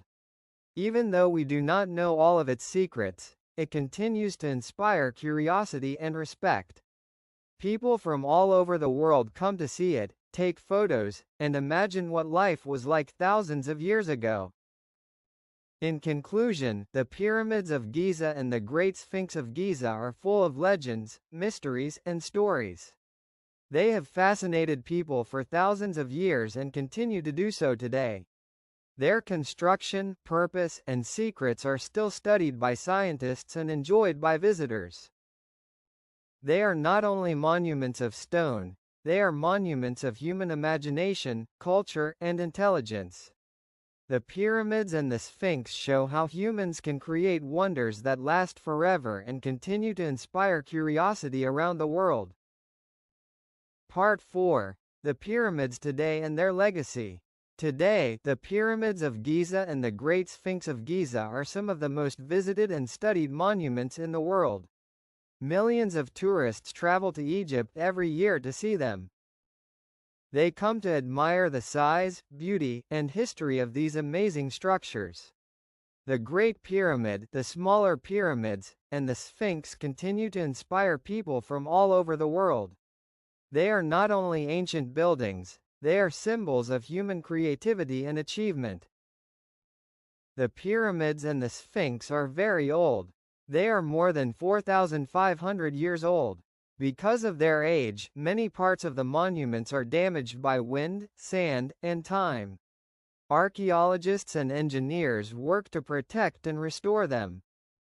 They repair broken stones, clean surfaces, and prevent erosion. Modern technology, such as lasers and digital scanning, helps scientists study the pyramids carefully without causing damage. These preservation efforts are very important to keep the monuments safe for future generations. Tourism plays a big role in the life of the pyramids today. Visitors can walk around the pyramid complex, take photos, and learn about ancient Egypt. Many guides explain the history of the pharaohs, the construction of the pyramids, and the mysteries of the Sphinx. Museums near the site display artifacts, tools, and models of the pyramids. Tourism helps the local economy and also increases global knowledge about these wonders. Visitors feel amazed when they see the huge stones and the precise architecture up close. Education is another important aspect. Schools, universities, and online programs use the pyramids to teach history, architecture, and culture. Students learn about ancient Egyptian religion, society, and technology. Archaeological discoveries are shared through books, videos, and documentaries. The pyramids and the Sphinx provide a real connection to the past. They allow students and learners to imagine life in ancient Egypt and understand the achievements of one of the world's greatest civilizations. The pyramids are also part of the cultural heritage of humanity. UNESCO has declared the Giza Pyramid Complex a World Heritage Site. This recognition means that the pyramids are valuable not only to Egypt but to the entire world. Countries and organizations cooperate to study and protect them. They are a symbol of knowledge, history, and human creativity. Every year, scientists, historians, and students from around the world come to Egypt to learn and explore these incredible monuments. Modern research continues to reveal new facts. Scientists study the alignment of the pyramids with the stars and the design of the Sphinx. They try to understand the construction methods, the purpose of hidden chambers, and the lives of the workers. Even though we have learned a lot, many mysteries remain. This is one reason why the pyramids and the Sphinx remain exciting and fascinating today. They are both historical and scientific treasures. The pyramids of Giza and the Great Sphinx also remind us about human effort and teamwork. They were built without modern machines, yet they still stand strong. They show how people with vision, planning, and cooperation can create something that lasts for thousands of years. They inspire architects, engineers, and artists today. They remind us that determination and skill can produce wonders that are remembered forever. In conclusion, the pyramids of Giza and the Great Sphinx of Giza are much more than ancient monuments. They are a bridge between the past and the present. They teach us about history, religion, art, and culture. They show the intelligence, faith, and creativity of ancient Egyptians. Today, they continue to inspire, educate, and amaze people from all over the world. They are truly one of the 7 wonders of the ancient world, and their legacy will continue for generations to come. That is why, even today, when you walk on the Great Wall and touch its cold stones, you can almost feel the heartbeat of those who came before. The wall speaks. Hello everyone, welcome to an easy English story. Today, we will learn about one of the 7 wonders of the world, the Great Wall of China. Listen carefully and read along to practice your English listening and reading skills.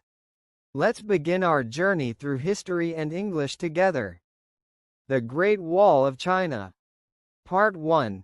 The beginning of a wonder. The Great Wall of China is one of the 7 wonders of the world. It is not just a wall, it is a symbol of history, culture, and the power of human hands. When people hear the name, the Great Wall, they imagine a long, strong wall that crosses mountains and deserts. But many people do not know how it really began. The story of the Great Wall starts more than 2,000 years ago, when China was a land of many small kingdoms. Long ago, before China became one country, there were many states and kings. Hey. Wacht, ik ben zo terug.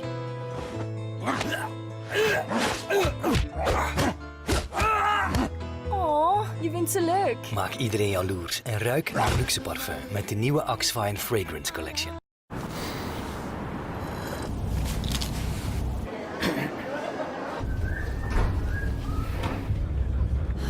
Your father is a deeply sexual man. Türkiye'de sevdiklerinizin güvendiği yerlere hızlıca para göndermek için Remitly'yi kullanın. Remitly uygulamasını hemen indirin. These small kingdoms often fought each other for land, power, and safety. In the north, there were nomadic tribes who lived on wide grasslands. They were good horse riders and strong warriors. These tribes, such as the Xiongnu, often attacked the villages in China. They took food, animals, and goods, and they scared the people living near the borders. Because of this danger, some kings decided to build walls around their lands. These early walls were made of earth and wood. They were not very tall, but they helped to slow down the enemy soldiers. The people could have time to prepare for battle or to hide in safe places. Over many years, more and more walls were built in different parts of northern China. If you looked from far away, these walls looked like brown snakes lying on the hills. Still, they were not one long wall yet. Each kingdom had its own wall.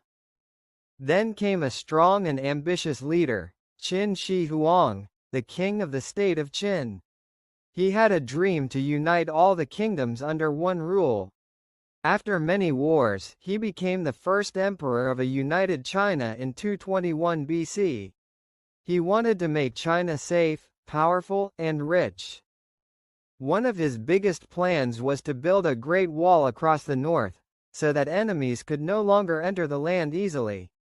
He ordered his people to connect the old walls and to build new ones where there were gaps.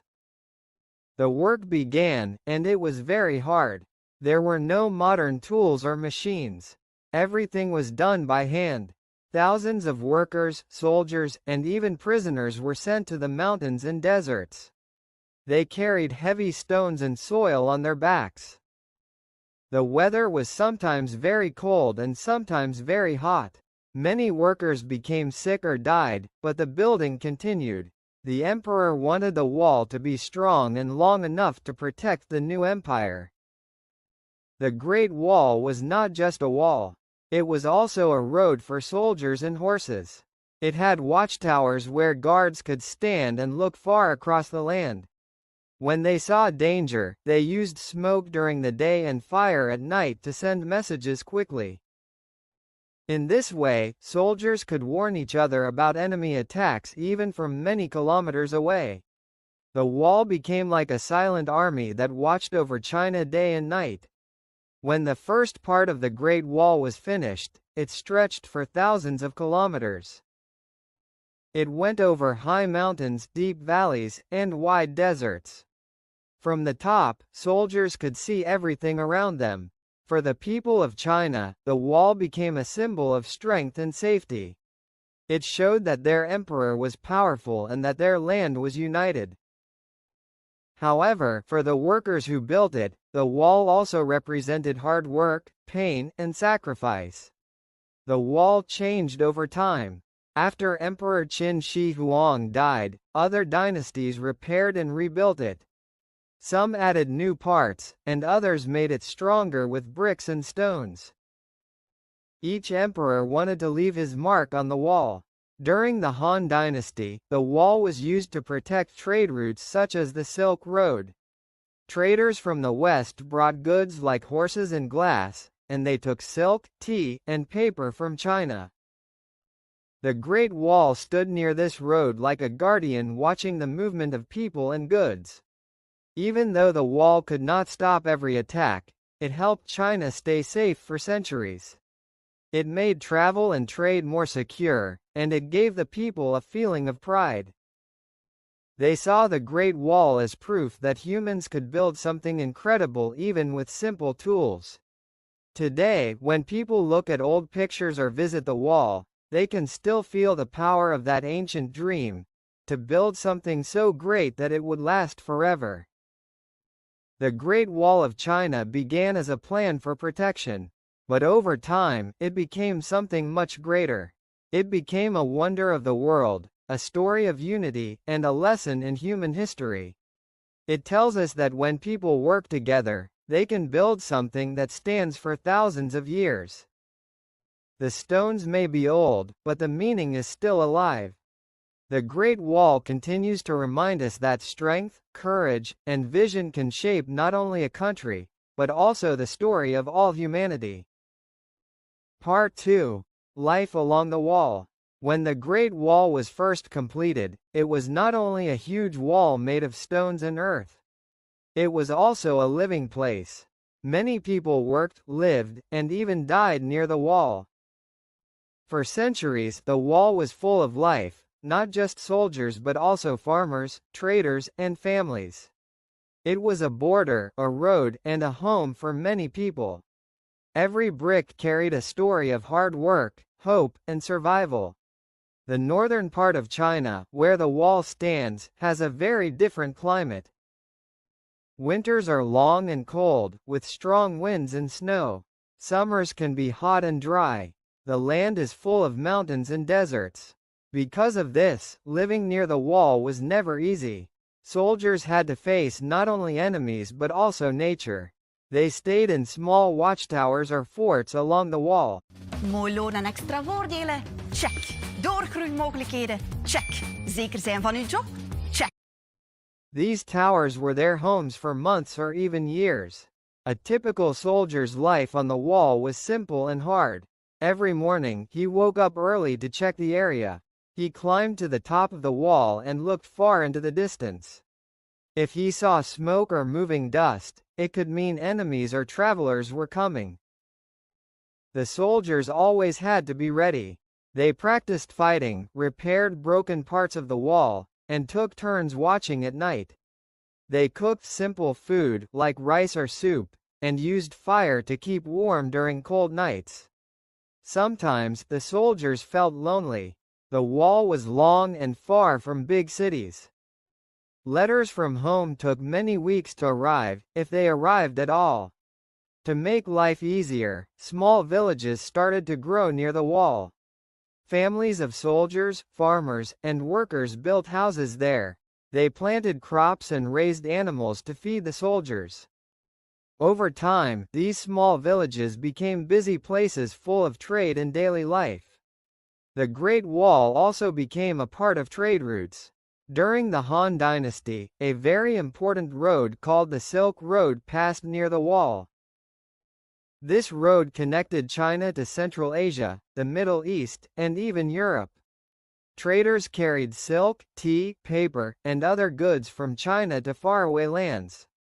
In return, they brought horses, glass, spices, and ideas from other cultures. At night, some traders stopped near the wall for safety. They shared stories, food, and languages. The wall, which was built to separate people, also became a bridge between cultures. Along the wall, there were many gates. These gates were used for trade and travel. People could enter or leave the country through them. Guards at the gates checked who came in and who went out. Some gates became famous markets where Chinese people and nomads met to buy and sell goods. Sheep, wool, salt, and weapons changed hands. It was a place of exchange, of things, but also of ideas and friendship. However, not everything around the wall was peaceful. There were still battles and danger. When enemies attacked, the soldiers had to defend their part of the wall. They used bows, arrows, and stones. They burned fires on the towers to send warning messages. The smoke signals traveled from one tower to another very fast. In a short time, the message could reach thousands of soldiers. This early communication system was one of the smartest ideas of that time.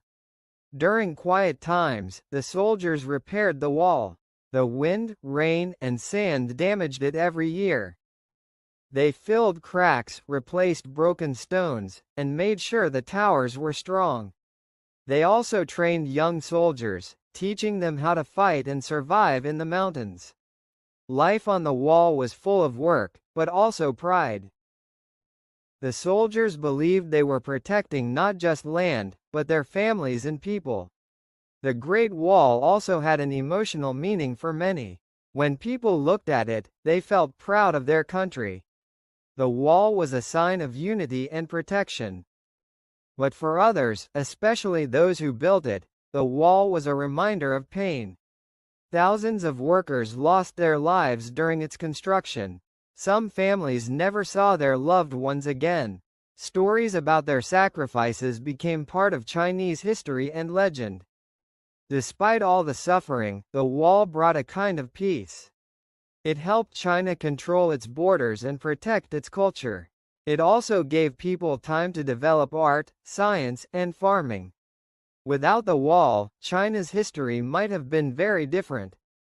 It allowed people inside the country to grow in safety and confidence. Even today, when you walk on the Great Wall, you can imagine what life was like hundreds of years ago. You can see the mountains stretching far away, feel the strong wind, and think about the men and women who lived and worked there. Their footsteps are gone, but their spirit still lives in every stone. The Great Wall was more than a defense. It was a community, a home, and a part of people's hearts. The Great Wall of China shows that life, even in difficult places, can continue and grow. It reminds us that hard work, courage, and cooperation can turn danger into peace. Every person who lived near the wall added something to its story. That is why, even today, it stands not only as a wall of stone but as a wall of human history, filled with memories, dreams, and hope.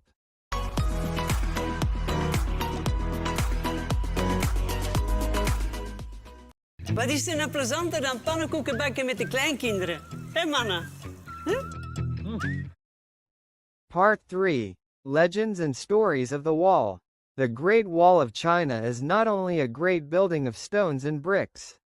It is also a place of many stories and legends.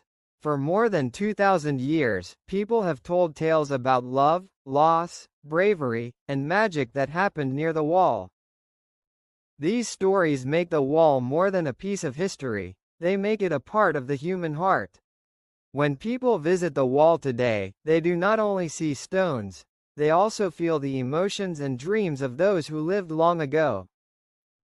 One of the most famous stories is about a woman named Meng Zhongnu. This legend is known by almost every Chinese person.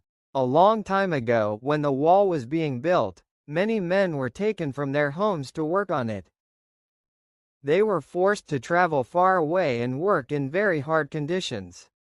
One of those men was Meng Zhongnu's husband. He was sent to the north soon after their wedding, and she never heard from him again. Months passed, and winter came. Meng Zhongnu waited, but her husband did not return. She worried about him day and night. Finally, she decided to go and find him. She walked for many days and nights, through mountains, rivers, and deserts. Her clothes became torn, and her feet were covered with dust, but she did not stop. She followed the road that led to the Great Wall. When she arrived, she asked everyone about her husband. Some people told her that many workers had died from the cold and hunger. She searched and searched until she learned the truth. Her husband had died and was buried near the wall. She was heartbroken. She sat down and cried for many days. Her tears were so strong, the story says, that part of the wall collapsed. Even the stones could not stand against her sadness. People say this story shows how much love and pain are behind the Great Wall. It is not only a story of one woman, but a symbol of all the families who lost someone during its construction. The legend of Meng Zhongnu reminds us that behind every great work, there are human lives and emotions. There are also other stories about the wall. Some say that it is so long that you can see it from the moon. This is not true, but it shows how powerful and mysterious people think the wall is. Others believe there are hidden treasures inside it, gold, weapons, or messages from the past. Some travelers say that at night, when the wind blows through the mountains, you can hear voices of old soldiers guarding the wall. It is as if the wall still has a soul of its own. Another popular legend tells of a dragon. According to old stories, a great dragon helped the builders find the best path for the wall. The dragon flew across the mountains and deserts, and the workers followed its trail. They built the wall along the dragon's back, making it strong and balanced with nature. That is why the Great Wall twists and turns like a dragon lying across the land. Even today, when people see the wall from above, they say it looks alive, like a dragon protecting China. Some stories also tell about brave generals who fought on the wall. They protected their people against invaders and became heroes in Chinese history. There were men who stayed loyal to their country even when they were outnumbered, and women who disguised themselves as soldiers to join the battle. These tales are part of China's long tradition of honor and courage. The Great Wall also appears in art, songs, and poetry. Poets have written about its beauty and power. They described the endless mountains, the sound of the wind, and the loneliness of soldiers watching from the towers. Painters have shown the wall under the sun, in snow, and in mist, making it look both strong and peaceful. Musicians have written songs that make people remember the past and feel proud of their history. For the Chinese people, the Great Wall is more than a building. It is a symbol of national spirit. It stands for strength, endurance, and unity. Even though it was built during times of fear and war, it has become a sign of peace and pride. When people tell stories about it, they are also telling stories about themselves, about love, bravery, and the will to survive. Every legend gives the Great Wall new life. The stones may be old, but the stories are alive in the hearts of the people. When a child hears the story of Meng Jiangnu for the first time, they learn not just about the wall, but about kindness, love, and sacrifice.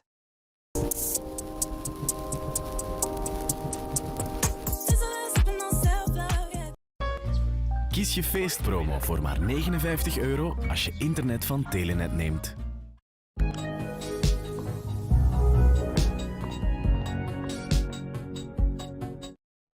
When travelers from other countries hear these tales, they understand that the Great Wall is not just a place to visit, it is a part of human culture. The Great Wall teaches us that history is not only made of kings and wars. It is also made of simple people, the builders, the soldiers, and the families. Their pain, hope, and courage built something that has lasted for thousands of years. That is why, even today, when you walk on the Great Wall and touch its cold stones, you can almost feel the heartbeat of those who came before. The wall speaks without words, telling stories of love, loss, and strength that will never be forgotten. Part 4. The Wall Today and Its Legacy. Today, the Great Wall of China is one of the most famous landmarks in the world.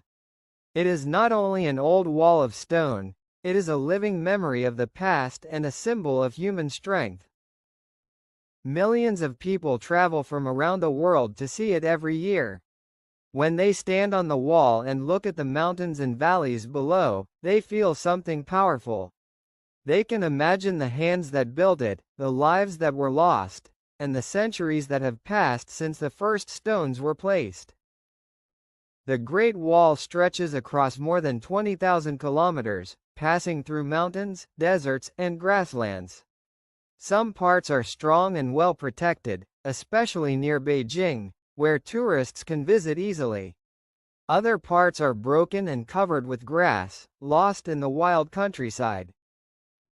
These old sections remind us how ancient the wall truly is. It has faced wind, rain, snow, earthquakes, and time itself, and it still stands. Because of its size and history, the Great Wall became a UNESCO World Heritage Site in 1987. This means it is officially protected as one of the most important cultural treasures in the world. China has made great efforts to preserve it. Many workers and historians study how to repair old stones without changing the wall's original look. Engineers work carefully, using both modern technology and traditional skills to keep it safe for the future. However, protecting such a long wall is not easy. Some parts are in danger because of natural weathering, while others are damaged by people who take bricks or draw graffiti. In some areas, the wall has almost disappeared because the local people used the stones for houses or farms many years ago. The Chinese government now teaches people that the wall is a national treasure, not just a pile of rocks. Schools, museums, and TV programs help everyone understand its value and learn how to protect it. For tourists, visiting the Great Wall is an unforgettable experience. They walk on the stones where ancient soldiers once stood. Some climb the steep stairs and look at the endless mountains stretching like waves. Others sit quietly and feel the wind, thinking about the history behind every brick. The view is different in every season: green in spring, golden in autumn, white in winter. Each season gives the wall a new face, but its soul never changes. The wall is also a place where people learn about teamwork and human effort. It was built not by machines but by millions of human hands over hundreds of years. Each dynasty added something new, making it longer and stronger. It shows what humans can achieve when they work together for a common goal. The Great Wall tells a story of patience, vision, and unity. In modern times, the Great Wall has also become a symbol of peace. Long ago, it was built for war and protection, but now it brings people together from all around the world. Tourists from many countries meet there, take photos, and share smiles. Artists, writers, and filmmakers use it as inspiration. The wall appears in movies, books, and songs. It reminds everyone that history belongs to all of us, not just one country. Chinese people feel deep pride when they think of the Great Wall. It represents their long history, strong spirit, and cultural identity. In schools, children learn about it from an early age. They visit it with their families, climb the stairs, and listen to guides tell stories about the emperors, the soldiers, and the workers who built it.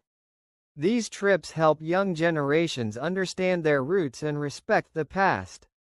The Great Wall is also important for the environment. Many plants and animals live near it, especially in mountain areas. Some scientists study these regions to protect nature and understand how human history and the environment connect. The wall reminds us that human achievements and nature can exist side by side if we care for both. In recent years, technology has made it easier to explore the wall. Drones and digital maps help researchers measure its full length and find lost sections. Virtual reality allows people who cannot travel to see it online. This new way of sharing helps more people around the world appreciate the Great Wall's greatness and beauty. But perhaps the most important thing about the Great Wall is what it teaches us about time. It has stood for more than 2,000 years. Empires have risen and fallen, but the wall remains. It tells us that human effort can last beyond a lifetime. It reminds us that our actions today can shape the future for generations to come. When you walk on the Great Wall, you walk through history. You walk on the dreams of the past, the struggles of the workers, and the vision of the emperors. You touch the same stones that have seen both war and peace. You look at the same sky that ancient soldiers once looked at while guarding their homeland. It is a place where time meets eternity. The Great Wall of China is truly one of the 7 wonders of the world. It was built for protection, but it became a monument to human spirit. It shows how far people can go when they believe in something greater than themselves. Every step on the wall is a step through time, a reminder that courage, unity, and hope can build wonders that never fade.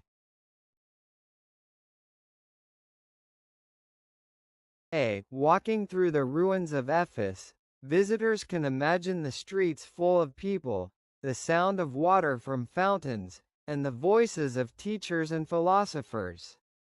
They can see where merchants sold goods and where citizens gathered to celebrate festivals. Ephesus tells the story of a city that was organized, lively, and creative. Ephesus was more than just a city. It was a center of learning, culture, and civilization. It showed that humans could create beautiful cities where life, art, and knowledge existed together. The story of Ephesus teaches us about hard work, creativity, and community in the ancient world. Part 3. The Fall and Changes, Time and Nature. Ephesus was a great city for many centuries. But time changed everything. After the Roman Empire weakened, the city faced many problems. Wars, earthquakes, and floods affected the buildings and streets. Slowly, parts of Ephesus were destroyed. The harbor, which had connected Ephesus to the Aegean Sea, began to disappear because of silt and sand. Ships could no longer reach the city easily. trade decreased, and merchants moved to other cities. Without trade, the city lost much of its wealth and importance. Natural disasters also caused damage. Earthquakes broke houses, temples, and public buildings. Walls fell down, and streets were damaged. Over time, many people left the city. They moved to nearby towns and villages where life was safer. Despite this, some buildings remained strong. The Library of Celsus, the Great Theatre, and some temples survived. These buildings show the skill of ancient architects and builders. Even ruins can teach us about the technology, culture, and life of the past. The city slowly became overgrown by nature. Trees, bushes, and plants grew among the ruins.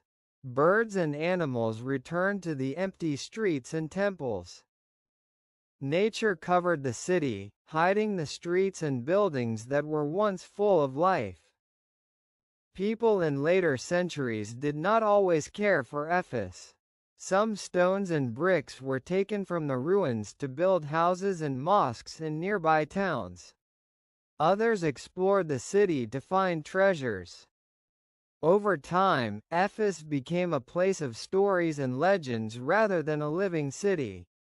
Even with these changes, travelers, historians, and artists admired Ephes. They wrote about its beauty, architecture, and history. Some said the streets, theaters, and temples were incredible. They described the Library of Celsus as a building full of knowledge and elegance. The city remained a symbol of human creativity and civilization. The city also taught lessons about life and time. Everything changes over time. Cities grow, people move, and buildings fall. But stories, knowledge, and art can survive. Ephes shows that even when a city changes or disappears, its history and ideas continue to inspire people. In the Middle Ages, Ephes was almost forgotten. Only a few travelers and scholars visited. The ruins were hidden under soil and plants. Some parts were damaged by weather and people. But interest in Ephes returned during the 19th century, when archaeologists started to study and excavate the city. Excavations revealed streets, houses, theaters, temples, and public buildings. Archaeologists discovered mosaics, statues, and inscriptions. These discoveries helped people understand how citizens of Ephes lived, worked, and celebrated festivals. Even ruins can teach us a lot about ancient life. Nature and human activity together shaped the city over centuries. The combination of earth, water, wind, and people changed Ephes from a lively city to a peaceful ruin. Today, visitors can walk through the streets and imagine the life of citizens long ago. Ephes is an example of how civilization, nature, and time interact. Buildings show human skill and creativity. Nature shows its power to change and reclaim the land. Time shows that nothing stays the same forever. But the story of Ephes continues through history books, stories, and archaeological research. Even in ruins, the city is inspiring. The Great Theatre still hosts performances during special festivals. Visitors can imagine the voices of actors and musicians from thousands of years ago. The Library of Celsus shows the importance of education and knowledge. Temples remind us of faith and culture. Ephes teaches us about the balance between human creation and nature. Cities can be beautiful and strong, but nature and time always influence them. Learning from Ephes helps people understand history, architecture, and the importance of protecting cultural heritage. Walking through the ruins, visitors can see how citizens once lived. They can imagine markets full of goods, streets filled with people, and festivals with music and dance. The city may have fallen, but its story is alive. Ephes remains a symbol of ancient knowledge, creativity, and culture. Part 4. Ephes Today, a window to the ancient world. Today, Ephes is one of the most important archaeological sites in the world.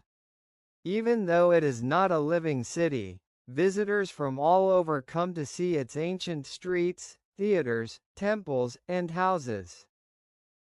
The city shows the skill, creativity, and culture of people who lived thousands of years ago. Archaeologists have worked for many years to uncover the ruins of Ephes. They carefully removed soil and plants that covered the streets and buildings. They studied statues, inscriptions, and mosaics to understand how people lived. Thanks to their work, we can imagine life in Ephes and learn about its history, culture, and technology. Walking through Ephes today, visitors can see Curit Street, the main street of the city. They can imagine people walking, shopping in the markets, and talking with friends. The sidewalks, fountains, and columns show the organization and skill of the ancient builders. The city still feels alive through its ruins.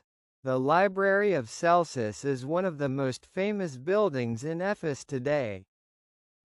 Its beautiful facade attracts tourists and students. The library teaches us that education and knowledge were very important in the ancient world. Scholars and citizens studied scrolls and learned about history, science, and philosophy. Even in ruins, the library inspires people to value learning. The Great Theatre is another highlight. It can still hold thousands of people. Today, performances and concerts are sometimes held in the theater, just like in ancient times. Visitors can imagine the voices of actors, the music, and the excitement of the audience. The theater shows the importance of art, culture, and entertainment in Ephes. The Temple of Artemis, although mostly destroyed, is remembered as one of the 7 wonders of the ancient world. Tourists visit its ruins and learn about the goddess Artemis. The temple was not only a religious place but also a symbol of the city's power, wealth, and creativity. Ephes today is a window to the past. Visitors can walk through houses with mosaics, see public baths, and explore markets. Each building tells a story about life in ancient times.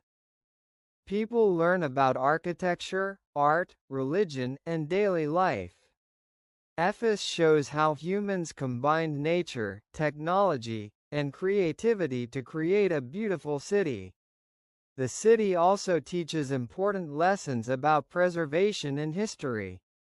Ancient buildings and streets can be damaged by time, weather, and people. Archaeologists and historians work to protect Ephes so future generations can learn and enjoy its stories.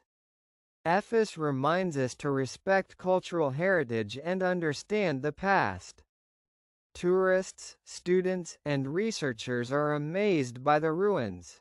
They take pictures, study the buildings, and imagine life in the ancient city. People feel connected to history when they walk through the streets and see the temples and theaters. Ephes is more than ruins, it is a living lesson in human achievement. The city also inspires architects, engineers, and designers. The streets, columns, and buildings show advanced planning and creativity. Modern cities can learn from Ephes about urban planning, public spaces, and architecture. Ancient Ephes was not only functional but also beautiful and inspiring. Even today, festivals and performances are held in the theater. These events show that Ephes continues to be a place for culture and education. Visitors feel the energy of the city as they imagine the people who once lived there, worked in the markets, or studied in the library. Ephes also reminds us about community and daily life. People in the ancient city worked, shopped, prayed, and celebrated together. They valued knowledge, art, and religion. Today, visitors can imagine families walking through the streets, merchants selling goods, and citizens enjoying public spaces. The story of Ephes teaches us that cities are living spaces. They combine culture, knowledge, architecture, and daily life. Even when a city falls, its history and influence can continue for thousands of years. Ephes shows that human creativity, organization, and culture can leave a lasting mark on the world. Walking through Ephes today, we learn about the achievements of ancient civilizations. The city is a reminder that humans can create beauty, knowledge, and culture even in challenging times. Ephes is a window to the ancient world, showing the connection between past and present. Ephes inspires us to dream, learn, and respect history. Its ruins remind us that even when cities change or disappear, the stories, ideas, and lessons remain. Visitors leave Ephes with a sense of wonder, respect for history, and appreciation for human creativity and culture.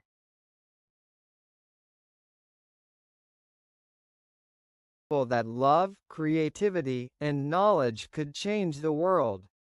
Even though the Hanging Gardens were built for a queen, their influence was much bigger. Hello friends. Welcome to our Easy English Story video. Today, you will hear the amazing story of the Hanging Gardens of Babylon in simple English. Follow the subtitles, repeat some sentences, and practice your English listening and speaking. Are you ready to discover one of the 7 wonders of the ancient world? Let's begin. Subscribe for more easy English stories. The Hanging Gardens of Babylon. Part 1. The Beginning, Babylon and King Nebuchadnezzar. A long time ago, more than 2,500 years ago, there was a great city called Babylon. Babylon was one of the most powerful and famous cities in the world. It was located in Mesopotamia, between the rivers Tigris and Euphrates. The city was full of beautiful buildings, wide streets, markets, and temples. People from many lands came to see Babylon. At that time, the king of Babylon was Nebuchadnezzar II. He was a strong and clever ruler. He wanted to make Babylon the most beautiful city in the world. The king loved art, culture, and nature. He wanted to make a place where people could see beauty, feel peace, and enjoy life. King Nebuchadnezzar II had a queen named Amytis of Media. She came from a land with many green hills and forests. She missed her home because Babylon was very dry and had few trees. The king wanted to make her happy. He decided to build a very special place, a garden in the city. But it was not a normal garden. It would be very big, with many trees, flowers, and water. People say it looked like a green mountain in the middle of the city. This special garden became known as the Hanging Gardens of Babylon. The king wanted it to be a place of beauty, peace, and love. He wanted people to feel amazed when they saw it. Historians say that the gardens were built around 600 BC. Some say it was a real place, and some say it was a story told for many years. But the legend of the Hanging Gardens is very powerful and inspiring. Building the gardens was not easy. Babylon was a hot and dry city. Water was very important. The engineers and workers had to bring water from the Euphrates River to the gardens. They used special machines, like water pumps and channels, to lift water to the top of the garden. The gardens had many levels, like terraces, one above the other. Each terrace had soil, plants, and trees. It was a big engineering and artistic project. The gardens had flowers, vines, and fruit trees. Imagine walking between tall trees with green leaves, smelling the flowers, and hearing the water flowing in fountains. The terraces were high, so people could look at the city from the top. It was like walking in a small forest in the sky. The hanging gardens were a symbol of love and care. The king built them for his queen, but all people could see their beauty. Visitors from other lands came to Babylon to see the gardens. They told stories about them and described the amazing plants, water systems, and terraces. The gardens became famous in the ancient world. The gardens also showed the knowledge and skill of Babylonian engineers. They had to calculate how much water each plant needed. They had to make the terraces strong so the soil and trees would not fall. They used bricks, stones, and special materials to support the gardens. The hanging gardens were not only beautiful but also a great example of science and technology at that time. King Nebuchadnezzar II wanted the gardens to last forever. He loved seeing his queen happy and the people amazed. Every day, he walked in the gardens, enjoying the colors of flowers, the smell of trees, and the sound of water. The gardens became a place of peace in the busy city. They showed that humans could create beauty even in a dry and hot land.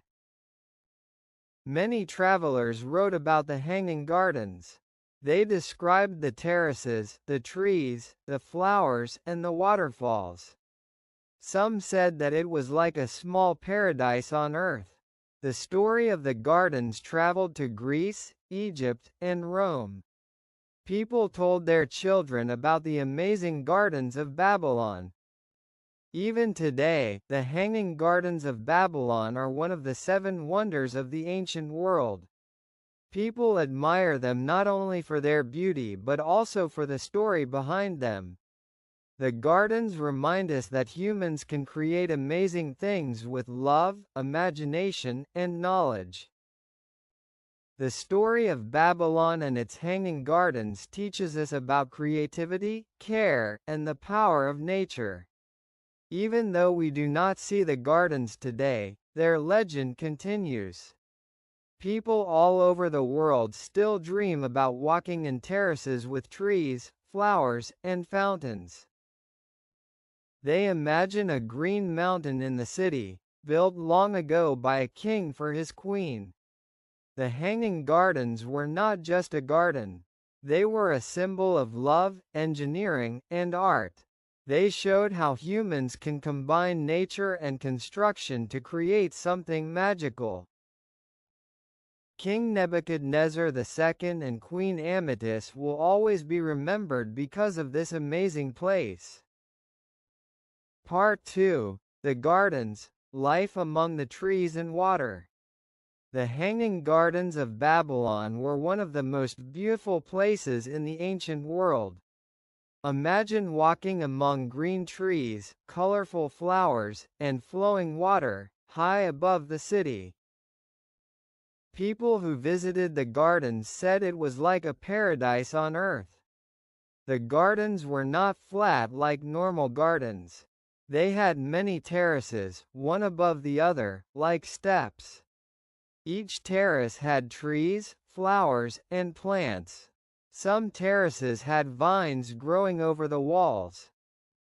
Others had fruit trees with apples, dates, and pomegranates. Water flowed from the top terrace to the bottom. Fountains and channels made the gardens cool and fresh.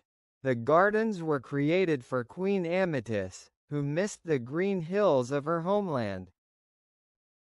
King Nebuchadnezzar II wanted her to feel happy in Babylon. Walking in the gardens, she could smell the flowers, hear the water, and see the trees. She could forget the heat and dryness of the city. The gardens were a place of peace for the queen, the king, and the visitors. The engineers of Babylon worked very hard to create the gardens. Water was the most important thing. They built machines and pumps to bring water from the Euphrates River to the terraces. The water had to reach the highest terrace, so all plants could grow. This system was a big achievement in ancient technology. People visited the Hanging Gardens not only to see beauty but also to relax. They could walk along the terraces, sit under trees, and enjoy the fountains. Some came to study the plants or learn about engineering. Children played in the gardens, and musicians sometimes performed soft music. The Hanging Gardens were a place for education, entertainment, and relaxation. The gardens were also a place of celebration. King Nebuchadnezzar II held special events there. Guests from other cities and countries came to visit. They saw the terraces, trees, and fountains. They were amazed by the combination of nature and human creativity. The Hanging Gardens became famous across the ancient world. The trees and plants were not only beautiful but also practical. Some trees gave fruits, and herbs were used for medicine. Flowers were used for decoration and perfume. The gardens were like a living library of plants. People learned about the colors, smells, and uses of nature. Water made the gardens special. In a hot and dry city like Babylon, water was very valuable. Streams and fountains were everywhere. The sound of water was calming. Visitors said it felt like walking in a mountain forest. The engineers designed the flow of water carefully so it would reach all levels of the terraces. The Hanging Gardens were also a place of art. Sculptures and decorations were placed among the plants. Walls and columns were painted with beautiful colors. Some areas had mosaics and patterns that showed the skill of Babylonian artists. The gardens were not only a natural place but also an artistic masterpiece. People who visited the Hanging Gardens often wrote about their experience. They described the smell of flowers, the green terraces, the flowing water, and the cool shadows. Many travelers said it was the most amazing place they had ever seen. The gardens were a combination of love, nature, and human imagination. The gardens also taught lessons about life. They showed that humans could create beauty in difficult places. Babylon was hot and dry, but the gardens brought greenery and water. They reminded people that love, creativity, and knowledge could change the world. Even though the Hanging Gardens were built for a queen, their influence was much bigger. Kings, scholars, and travelers were inspired by them. The gardens showed how humans can combine technology, art, and nature. They were a symbol of human skill and imagination. Today, we cannot see the Hanging Gardens as they were, but the legend continues. Artists, writers, and historians still tell stories about the terraces, the fountains, and the trees. People dream about walking among the hanging plants, smelling flowers, and enjoying the sound of water. The Hanging Gardens remain a symbol of love, nature, and creativity. The story of the Hanging Gardens teaches us that even in a dry and difficult place, humans can create something beautiful. It also reminds us that love, art, and nature are powerful. King Nebuchadnezzar II wanted to make his queen happy, and he succeeded. The Hanging Gardens became one of the most famous wonders of the ancient world. Part 3. The Mystery and Decline, Time and Legends. The Hanging Gardens of Babylon were one of the most beautiful places in the ancient world. But over time, everything changed. After King Nebuchadnezzar II passed away, Babylon faced many challenges. Wars, invasions, and natural disasters affected the city. Slowly, the gardens began to disappear. The gardens were difficult to maintain. Water was the most important part, and it required constant work. If the pumps and channels stopped working, the plants and trees could not survive. Without care, the terraces became dry, and the beauty of the gardens was lost. Some historians say that the gardens were destroyed by floods or earthquakes. Others believe that enemies of Babylon took stones and bricks from the terraces to build other places. Over hundreds of years, the Hanging Gardens may have been completely destroyed. Today, no one knows exactly what they looked like or where they were located. Despite this, the legend of the Hanging Gardens survived. People told stories about them for generations. Travelers, writers, and historians described a green mountain in the city, filled with flowers, trees, and fountains. These stories inspired people to imagine the gardens, even if they never saw them. The gardens were also a symbol of love and power. King Nebuchadnezzar II built them for Queen Amethyst, but their beauty was admired by everyone. They showed that a ruler could combine art, technology, and nature to create something extraordinary. Even after the gardens disappeared, people remembered the story of the king, the queen, and the hanging terraces. Some people believe that the Hanging Gardens were a mixture of fact and myth. No archaeological evidence has been found to confirm their exact location. Some scholars think the gardens were real and built in Babylon. Others think they may have been in a different city, like Nineveh. The mystery makes the gardens even more fascinating. The story of the Hanging Gardens teaches us lessons about human creativity, love, and perseverance. Even when a place disappears, its story can continue to inspire generations. People imagine the gardens as a perfect combination of nature and human skill, showing that humans can create beauty in any environment. Many artists and writers created works inspired by the gardens. Paintings, poems, and books described the terraces, waterfalls, and colorful flowers. The gardens were a symbol of imagination and hope. They showed that humans can dream and make their dreams real. The decline of the gardens also shows that time changes everything. Empires fall, buildings decay, and nature takes its course. But stories, memories, and legends remain. The Hanging Gardens are remembered not only for their beauty but also for the ideas and inspiration they gave to people around the world. Even today, we can learn from the gardens. They remind us to respect nature, to be creative, and to value stories of the past. Engineers and architects still study the gardens to understand how the ancient people managed water and plants. The gardens show that knowledge and skill can survive long after the physical place is gone. The Hanging Gardens also remind us of the importance of love and dedication. King Nebuchadnezzar II wanted to make his queen happy, and he succeeded. The story of their love still inspires people today.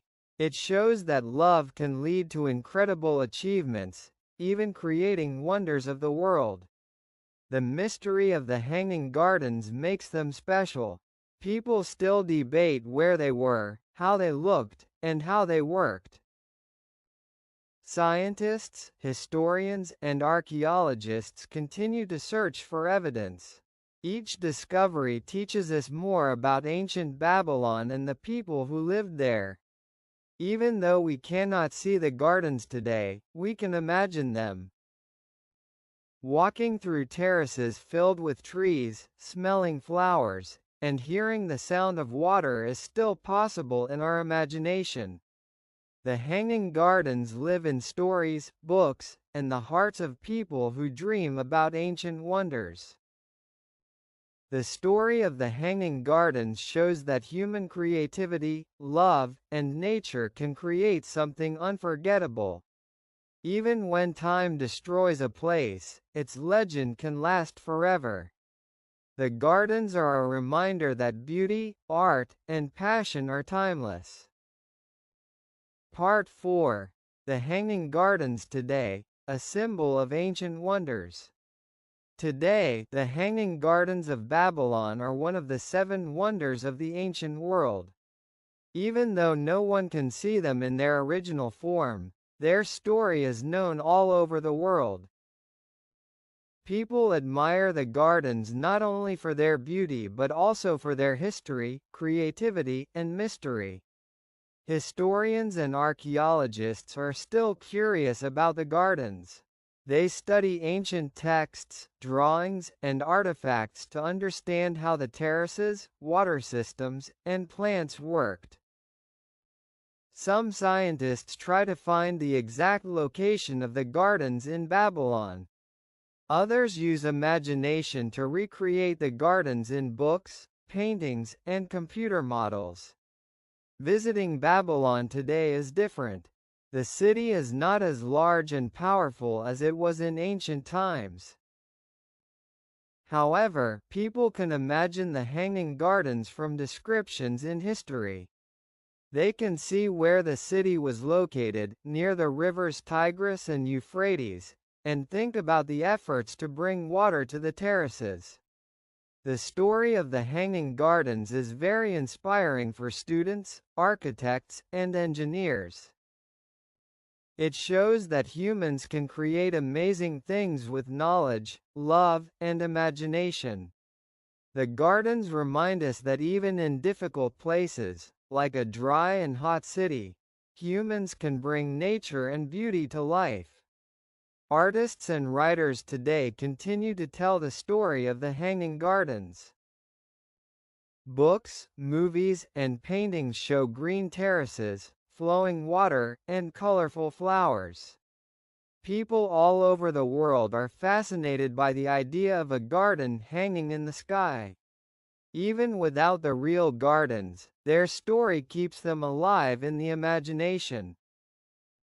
The Hanging Gardens are also a symbol of love. King Nebuchadnezzar II built them for Queen Amytis, to make her happy and remind her of her homeland. This story of love and dedication continues to inspire people. It shows that love can lead to amazing achievements that last for centuries. Even though the gardens are gone, the legend teaches important lessons. It reminds us that time changes everything. Buildings fall, empires end, and nature changes the land. But stories, legends, and ideas can survive forever. The Hanging Gardens are proof that human creativity and imagination are timeless. People who study the Hanging Gardens also learn about ancient engineering and architecture. The terraces were very advanced for their time. They needed strong foundations, water channels, and support for soil and plants. Ancient engineers solved many problems to create a beautiful and functional garden. Today, engineers study these techniques to learn from the past. Tourists, students, and history lovers from all over the world come to Babylon to learn about the Hanging Gardens. They walk in the city, imagine the terraces, and read about the gardens in museums and books. The gardens may not be physically present, but their story connects the past and the present. The hanging gardens also remind us about the importance of nature and environment.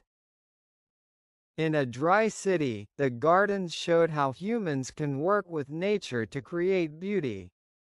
They teach us that plants, water, and green spaces are valuable for life and happiness. Even today, designers, architects, and gardeners are inspired by the hanging gardens. They create vertical gardens, rooftop gardens, and green terraces based on the ancient idea.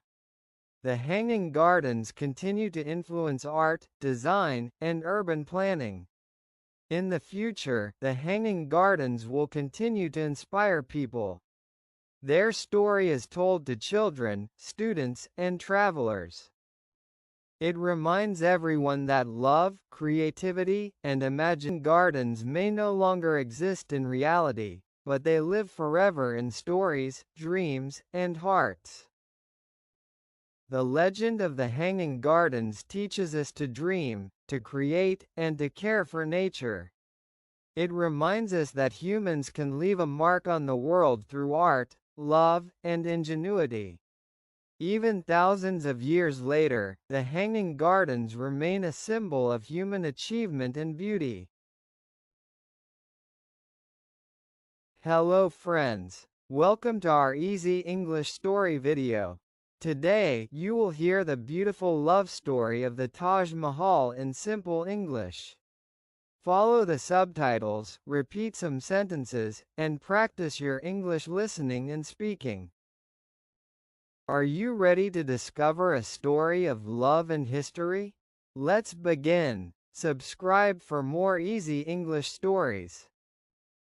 Taj Mahal, The Tomb of Love. Part 1. The love story begins. Shah Jahan and Mumtaz Mahal. A long time ago, in the 17th century, India was ruled by a great emperor named Shah Jahan. He was the ruler of the Mughal Empire, one of the richest and most beautiful empires in the world. Shah Jahan was known for his love of art, beauty, and architecture. But more than anything, he was known for his deep love for his wife, Mumtaz Mahal.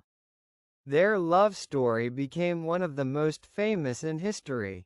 Before he became emperor, Shah Jahan was a young prince named Khurram. One day, he met a young woman named Arjumand Banu Begum in the royal palace. She was beautiful, kind, and gentle. Her smile was warm, and her voice was soft. The prince fell in love with her the moment he saw her. He told his friends, "This is the woman I will marry." 5 years later, in 1612, Prince Khurram married Arjumand Banu Begum. After their marriage, she was given a new name, Mumtaz Mahal, which means, the chosen one of the palace. From that day on, they were always together. Mumtaz was not only his wife but also his best friend. She listened to his problems and gave him advice about his kingdom. When Shah Jahan became emperor, Mumtaz Mahal became his queen. The people of India loved her because she was kind and cared for the poor. She helped widows, orphans, and sick people. Wherever she went, people respected her. Shah Jahan and Mumtaz Mahal shared a love that was pure and strong. They had 14 children together, but sadly, many of them died when they were very young. Even with this sadness, their love for each other grew stronger. Mumtaz Mahal always traveled with Shah Jahan, even when he went to battles. She did not like to be far from him. People said that they were like two souls living in one body. In 1631, a very sad event changed everything. Shah Jahan was leading a military campaign in a city called Burhanpur. As always, Mumtaz Mahal went with him. At that time, she was pregnant with their 14th child. During the birth, she became very weak and could not survive. She died in Shah Jahan's arms. The emperor's heart was broken. He could not eat or sleep. He cried for many days. He could not believe that the woman he loved the most was gone forever. He wore white clothes to show his sadness. The whole palace became silent, and the people of India also cried for their kind queen. Before she died, Mumtaz Mahal asked Shah Jahan for one last promise. She said, "Please build something beautiful for me, something that will show our love forever." Shah Jahan promised her that he would build the most beautiful building in the world, one that would keep her memory alive. After her death, Mumtaz Mahal's body was first buried in Burhanpur. But Shah Jahan decided to move her body to Agra, a city near the Yamuna River. He said that this peaceful place would be her final resting place. He imagined a white marble tomb surrounded by gardens and water, a place that looked like heaven on earth. After this, Shah Jahan changed completely. He did not care about power or wealth anymore. His only dream was to build a monument of love for his wife. He called the best architects, artists, and builders from India, Persia, and Turkey. He told them about his dream and his promise. He said, "This building must be perfect, just like my love for her." The plan for the Taj Mahal began with that promise. It was not just a building, it was a message to the world. It said, "True love never ends." Even after hundreds of years, people still remember Shah Jahan and Mumtaz Mahal. Every year, millions of visitors come to see the Taj Mahal in Agra. When they stand in front of it, they do not only see marble and stone, they feel the power of love that created it. The white walls shine under the sun like a dream. The story of Shah Jahan and Mumtaz Mahal reminds us that love is stronger than time, stronger than death. Their hearts are still together, resting side by side inside the Taj Mahal. It is not only a tomb, it is a symbol of love that will live forever. Part 2. The building of the Taj Mahal.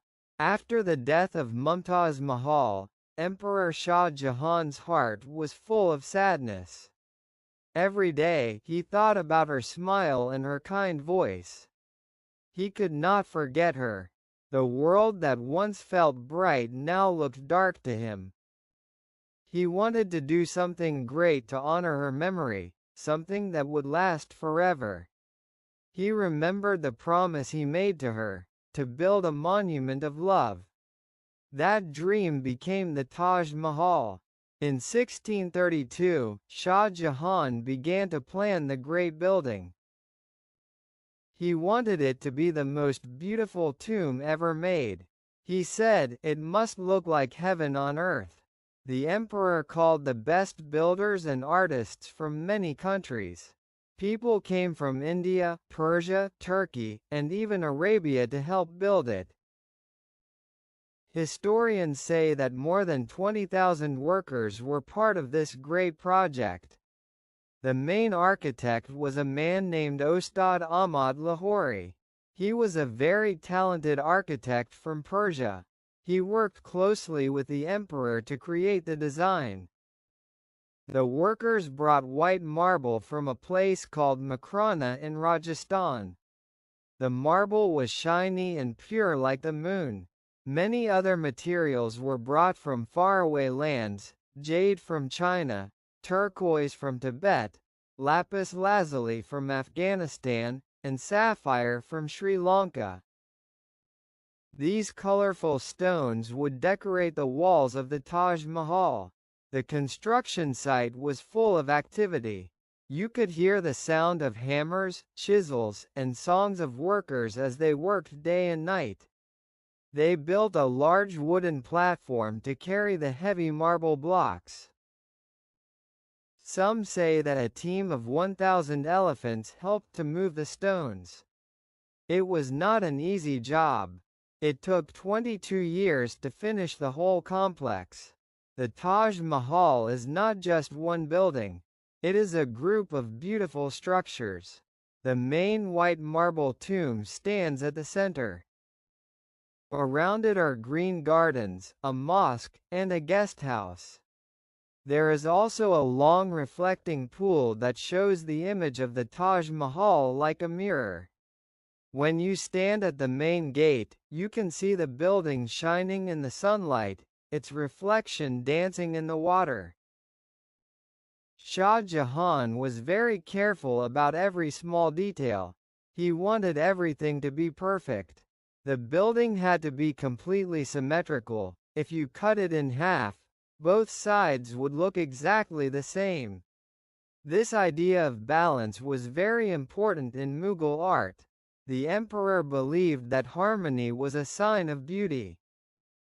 The marble walls were covered with beautiful decorations. Artists used a special art form called pietra dura, where small pieces of colorful stones are placed into the marble to create flowers and patterns. Inside the tomb, there are verses from the Holy Quran written in black stone. The calligraphy grows larger as it goes higher, so that from the ground, it looks perfectly even. The Taj Mahal also has a big white dome that rises high above everything. Around it are 4 smaller domes and 4 tall towers called minarets.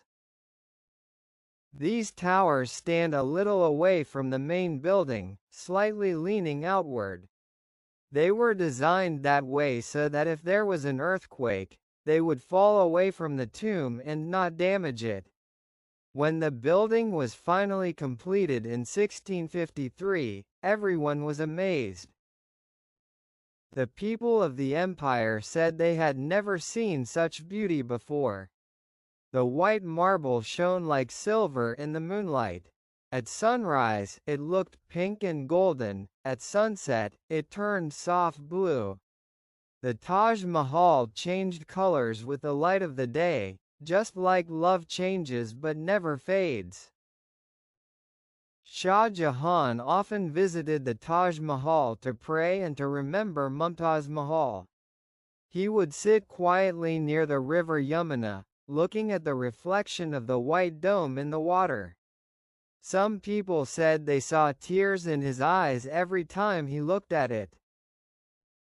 For him, the Taj Mahal was not just a building, it was a part of his heart, a place where his love still lived. People from all over the Mughal Empire came to see the Taj Mahal. Poets wrote songs and stories about it. Travelers described it as a dream made of marble.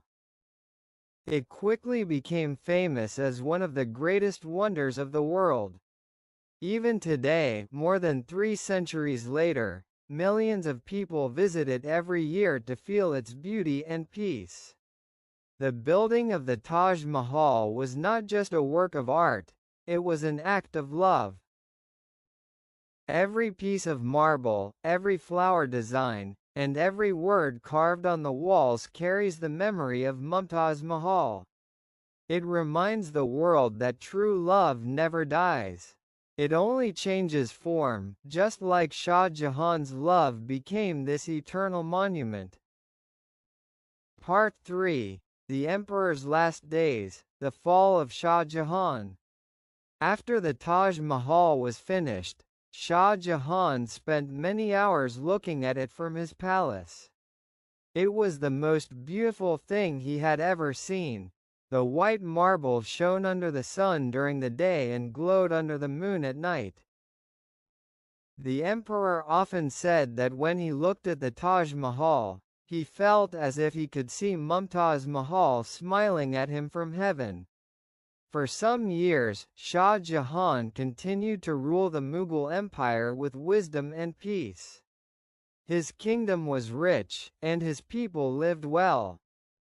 He built many other beautiful buildings and gardens, but nothing was as precious to him as the Taj Mahal.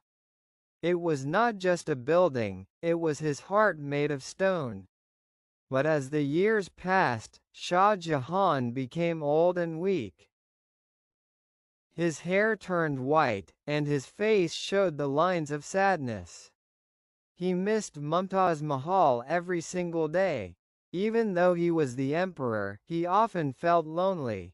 His children were grown, and some of them wanted his throne. Among them, his son Aurangzeb was the most ambitious. Aurangzeb was a strong and clever man, but he was also cold and serious.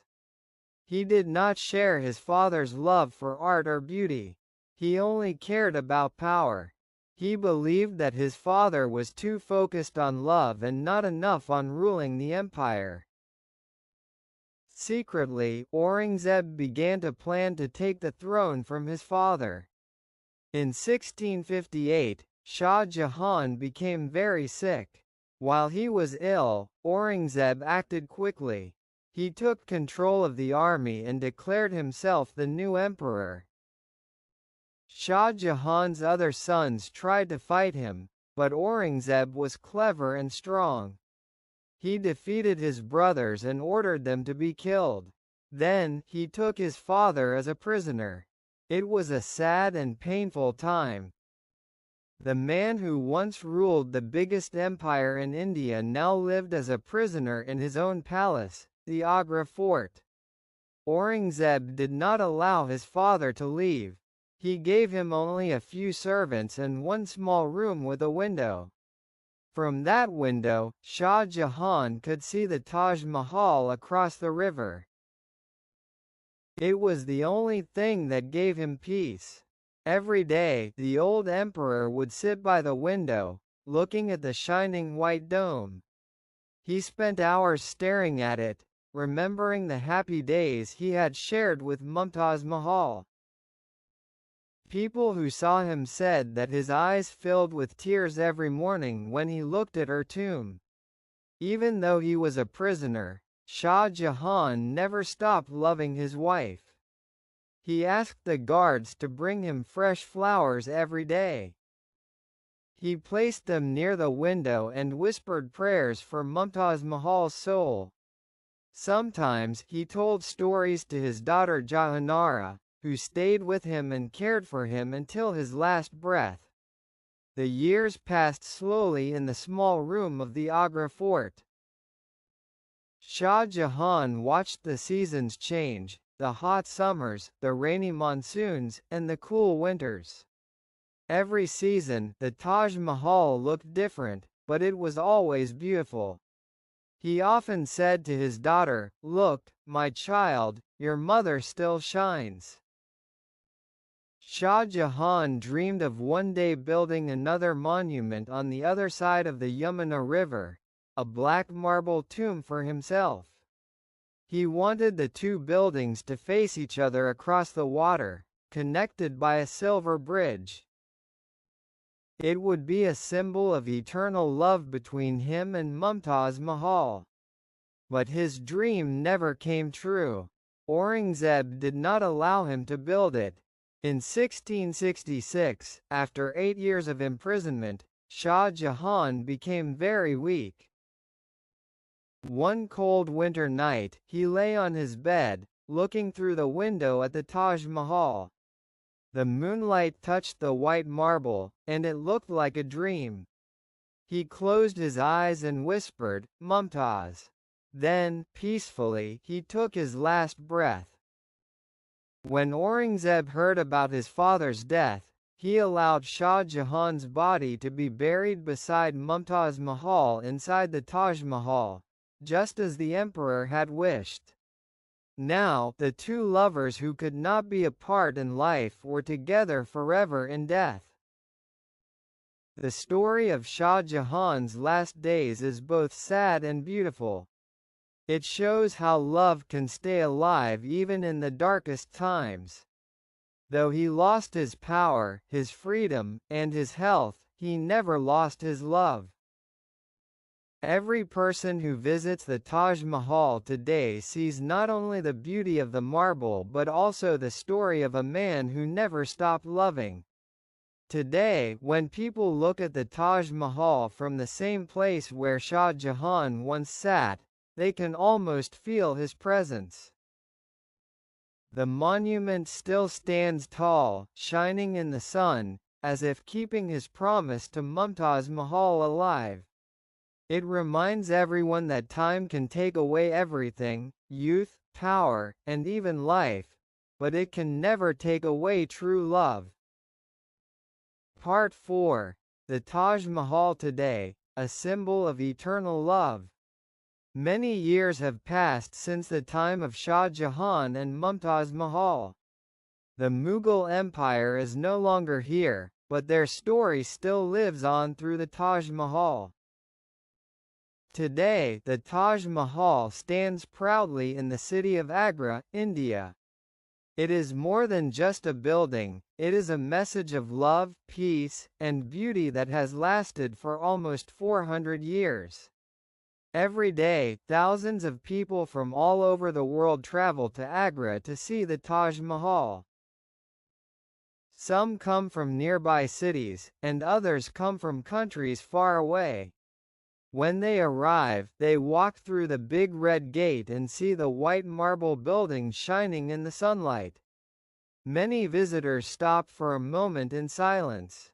Some even cry, because they can feel the emotion and love behind the monument. The Taj Mahal looks beautiful at every time of the day. In the morning, it shines with soft pink colors. In the afternoon, it looks bright white under the strong sun. At sunset, it turns golden, and at night, when the moon is full, it glows like silver. People say it is like a living thing, changing with the light, but always full of peace. Inside the Taj Mahal, the tombs of Shah Jahan and Mumtaz Mahal rest side by side. The real graves are underground, while the ones you see above are only beautiful decorations. Around the tombs, the marble walls are covered with flowers and verses from the Quran. Everything is calm and quiet, and visitors are asked to speak softly.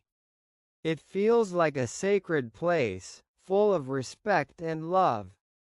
Outside, the gardens of the Taj Mahal are just as beautiful. They are designed in the Persian style, with perfect symmetry.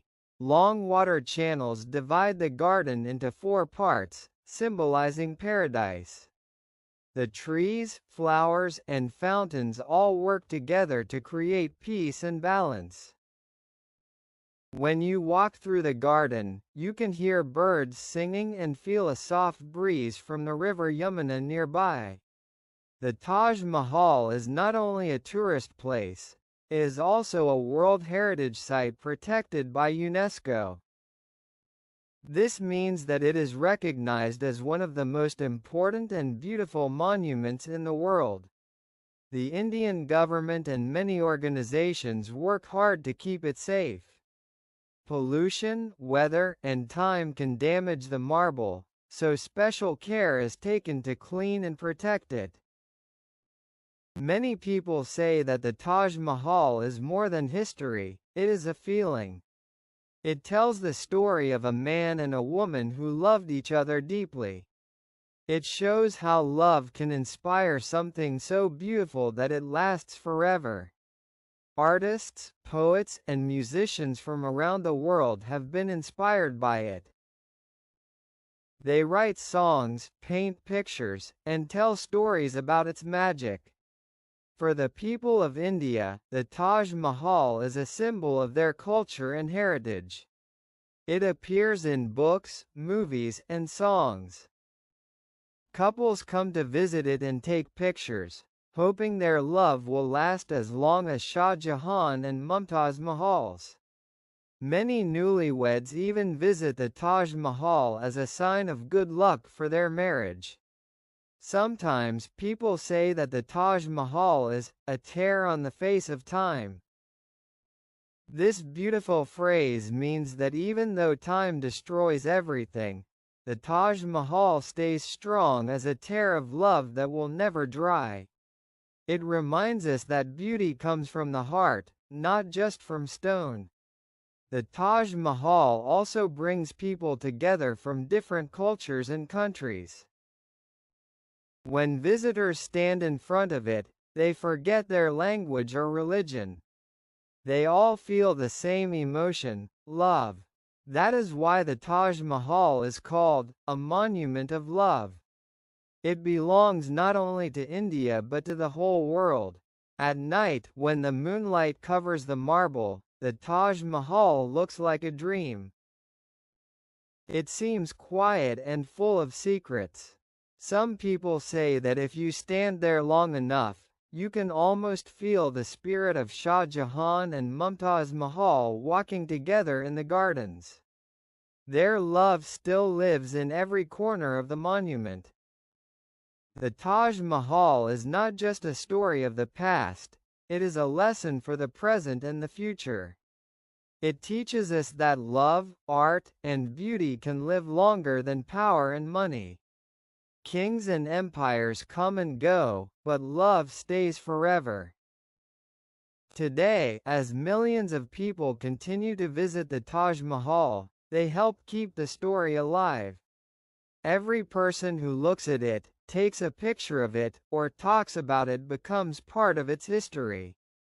The Taj Mahal still whispers the same message that Shah Jahan wanted to share with the world: true love never dies. They wrote about the size of the building, the beauty of its arches, and the...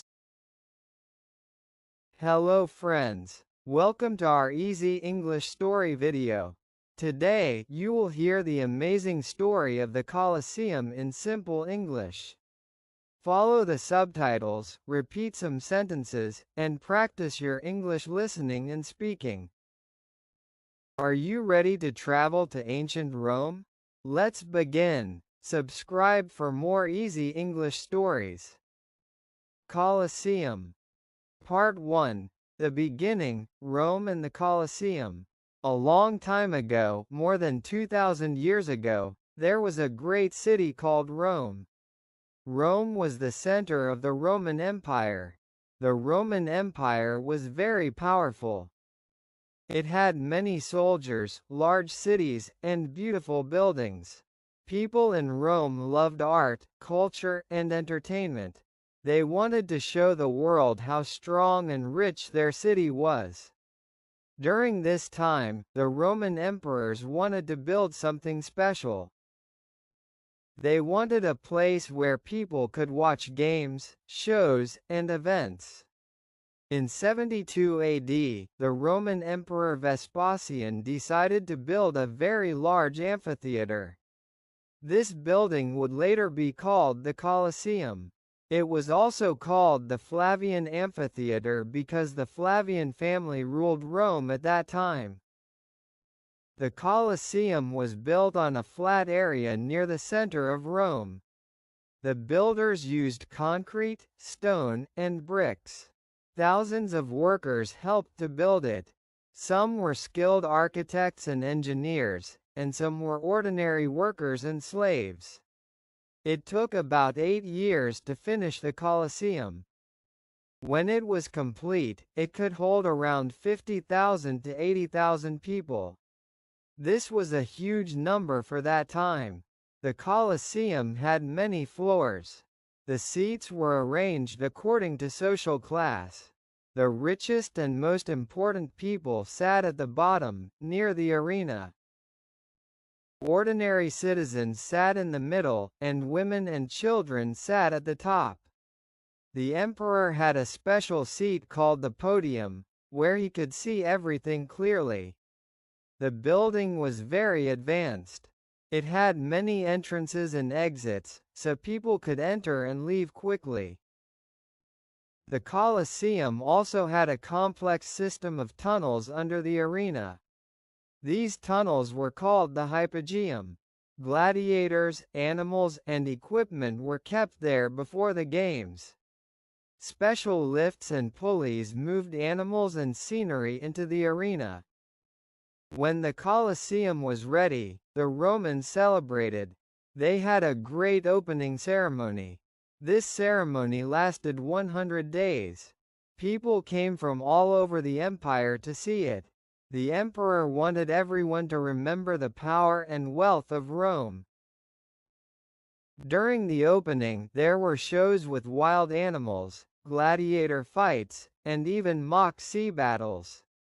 The Colosseum quickly became the heart of Roman entertainment. People loved it because they could see exciting games every week. Gladiators, who were brave men trained to fight, became heroes in Rome. Some were prisoners of war, some were slaves, and some were volunteers. They trained every day to fight lions, tigers, and other wild animals. The fights were dangerous, and many gladiators were injured or died. Even though the games were violent, people in Rome thought they were exciting and educational. The emperor used them to show power and control. He wanted to teach citizens that Rome was strong and safe, but also that the emperor had authority over life and death. The Colosseum was not only a place for fun, it was also a symbol of Roman culture, law, and power. The Colosseum also had other events. Sometimes people watched plays and dramas.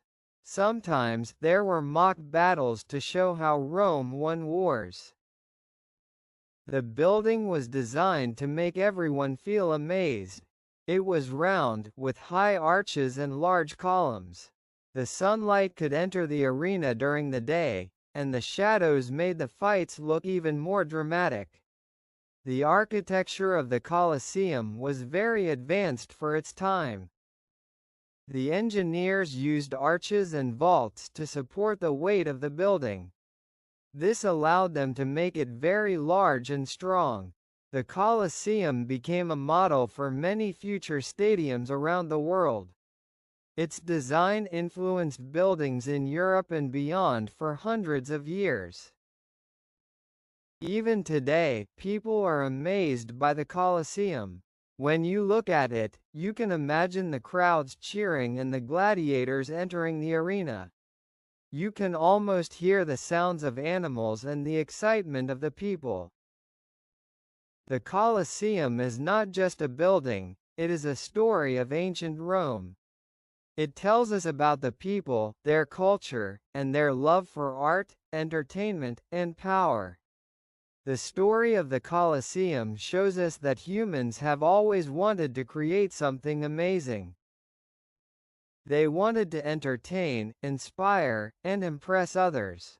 The Colosseum is proof that even 2,000 years ago, people could build something that lasts forever.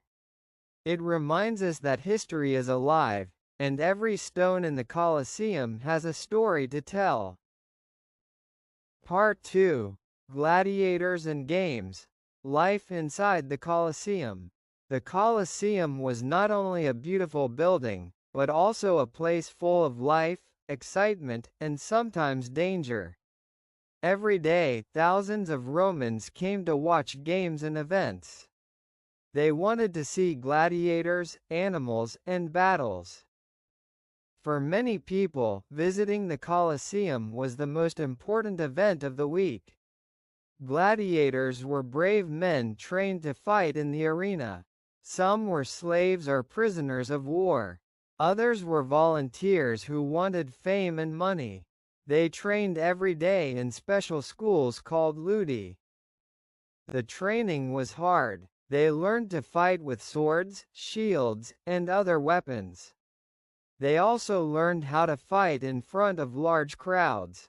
When a game started, the arena became very exciting.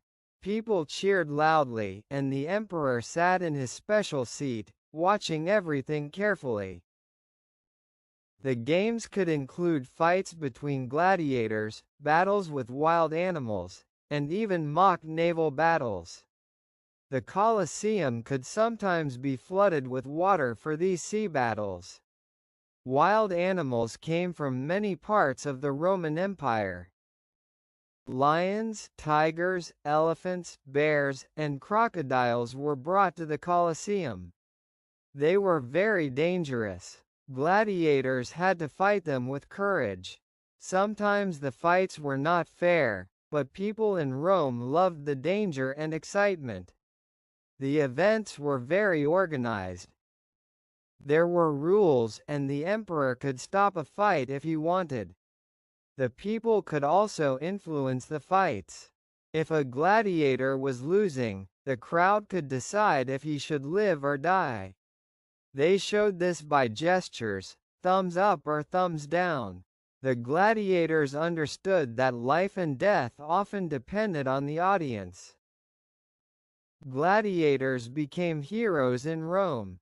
People admired their courage and strength. They also became celebrities. Some gladiators had fans who gave them gifts and cheered for them every time they entered the arena. However, being a gladiator was dangerous. Many died in the Colosseum, and injuries were common. Only the strongest and most skilled could survive. Not all events were fights.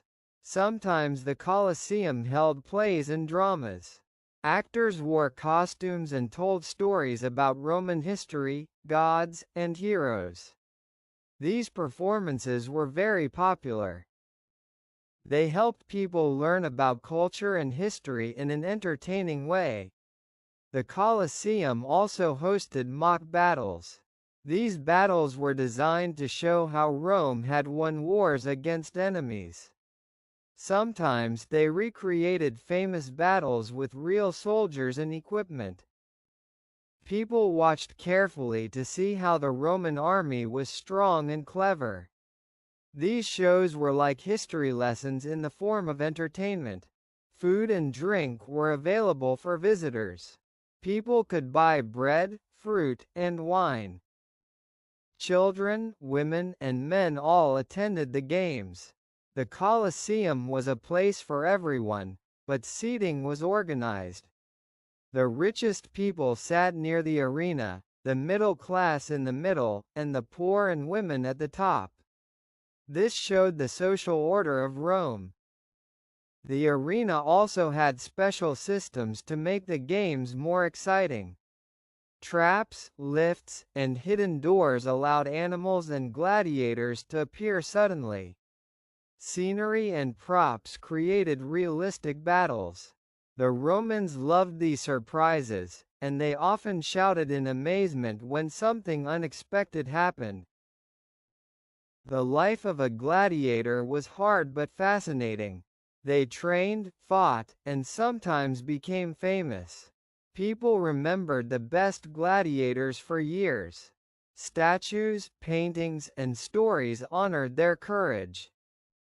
The Colosseum was the stage for these brave men, and it helped to make their lives and stories eternal. The Colosseum was more than just a place for entertainment. It was a place where people learned courage, honor, and the power of Rome. It also showed the skill of Roman engineers and architects. The building could hold thousands of people, move animals, and even be flooded for mock naval battles. It was one of the most advanced buildings of the ancient world. Today, when we look at the Colosseum, we can imagine the loud cheers, the sounds of swords, and the excitement of the crowd. We can imagine the brave gladiators and the dangerous animals. The Colosseum tells the story of life, bravery, and culture in ancient Rome.